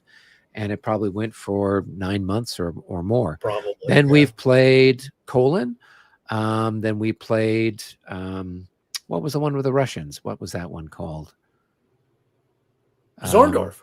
Zorndorf. Okay, Zorndorf. Yeah. And then we played 2 versions of Lobositz, one with the rules out of the box, which were Right. and then one with the Yeah. updated rules, which was much Yeah. better. That just wrapped up. And I think we're planning on going back to American War of Independence. We We might were talking about doing Germantown. next. Yeah. So that's the next one. We'll We'll probably be starting next week. Will be Germantown. And Yeah. there's no cavalry there. It's just infantry. Oh yeah, Right. Probably almost stabbing certainly. each other. It's So American the War of next Independence. question is: does cavalry typically dismount in this era? And no, the answer is absolutely not. They typically don't even have firearms. They typically are purely about the sabers, and so it's all about shock and smashing the enemy directly through shock. And clearly, infantry is, as Joe asks, it seems like high quality infantry would be better off not going into square and just trying to shred the incoming cavalry with gunfire. And yeah, you know what? I mean, that is kind of typically what I tend to do, particularly if they're good quality infantry. The thing is there are some modifiers in that initial close combat that benefit the cavalry, but if you can weather that one turn, if either your defensive fire caused disorder or caused a shaken condition on the attackers, or if you just manage to just survive that first round of combat, it turns totally upside down, and then the infantry actually have a big advantage over the cavalry. So it's dicey. Actually, I did just try putting some units into square. It honestly is probably the first time I'd ever done it at a solo game of Prague. And the reason why square is unusual in this system is because you have to roll for disorder when you attempt to go into square, and there's a plus 40 die roll modifier to your effectiveness rating. So even if you're really good troops, your 21 effectiveness rating, it still means there's a 61% chance, right? Yep. That you're gonna, or 60% chance, I guess, that you're gonna end up disordered. However, it's fair to say that once you're in square, it's very difficult for the cavalry to take you out. I mean, obviously, and then you get the whole rock, paper, scissors of, now you're not very maneuverable and you're pretty vulnerable to artillery fire and all the other things. But I will say, in general, as compared to Napoleonic era, you see squares a lot less in B.A.R. And part of that's, I think, just thematically. I don't think squares were as common in this era. And part of it is just because the mechanics of the system don't really give you a lot of motivation to do that. Yeah, let's see here. We've got Grim Harbinger, our usual old friend, viewer, indeed, says 7 years war, the square is very rare, as most of the time cavalry would not frontally charge form infantry, and the cavalry tended to watch the flanks. So one of the things that I noticed when I was first watching Michael and David play, and I think you were teaching him playing Chochuzets, which Yes, is the War of Austrian War of the Succession. Austrian Yeah, Succession. That's right. and everything looked. If I didn't know, if I just, closed my eyes and squinted, I would have thought that this was a battle from the Middle Ages or from ancient history, right? You've got a line of infantry, and then on the Oh, flanks you've got cavalry cavalry, here, and the cavalry cavalry are here. fighting each other, and the Yeah, cavalry combat wins, and then the cavalry attacks the flanks of the infantry. It was yeah, that, and there was a little bit of artillery, but it wasn't much. There was some musket fire, yeah. but really it looked like, the tactics and everything else being used wasn't any different than what Alexander would have used, or Scipio Africanus or somebody else, Right. from 2,000 years earlier. So, yeah, it's not until the Napoleonic period that you really get the rock paper scissors, Right. combined arms really Now, coming into its full now effect. I will say that if you have infantry that has not been disturbed, infantry that's not half dead, infantry that's not shaken or disordered, and if you come attacking them in the front, I mean, it's definitely a high wire act. You could still win, but you could easily be really unhappy. And that happened at Consim World Expo this last summer. We were playing Saint Foy from the battles for Quebec that we talked about at the top of this broadcast, and again, cavalry are big targets. Defensive fire means you get a die roll modifier because the enemy is coming super duper close, and you can fire when they get really close.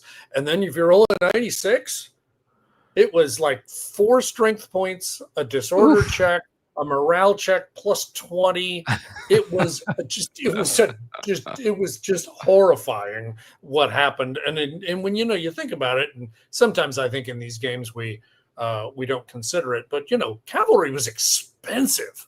Yep. They were expensive to raise. They were expensive to maintain. You did not send them into fully formed infantry and watch them get shredded by peasants with muskets. I mean, that just was not what you were going to do. So yeah, it's a very different flavor of war than if you're used to playing Napoleonic. So, all right. Well, thanks everybody for tuning in. Michael, thank you for joining me on this one. Yeah, it was a good time. We got some good results. And then, folks, if you're watching this after the fact and you have any questions, go ahead and post something in the comments, and Michael and I will do our best to answer those for you. And then we're hoping that we can do another one of these. I don't know, maybe sometime in a month or so, depending on people's schedules. Yeah. The only reason we did these two is because David's out of town. So that means we're like, what else are we going to do on a Sunday night? Well, let's teach people how to do this. So that's what's up.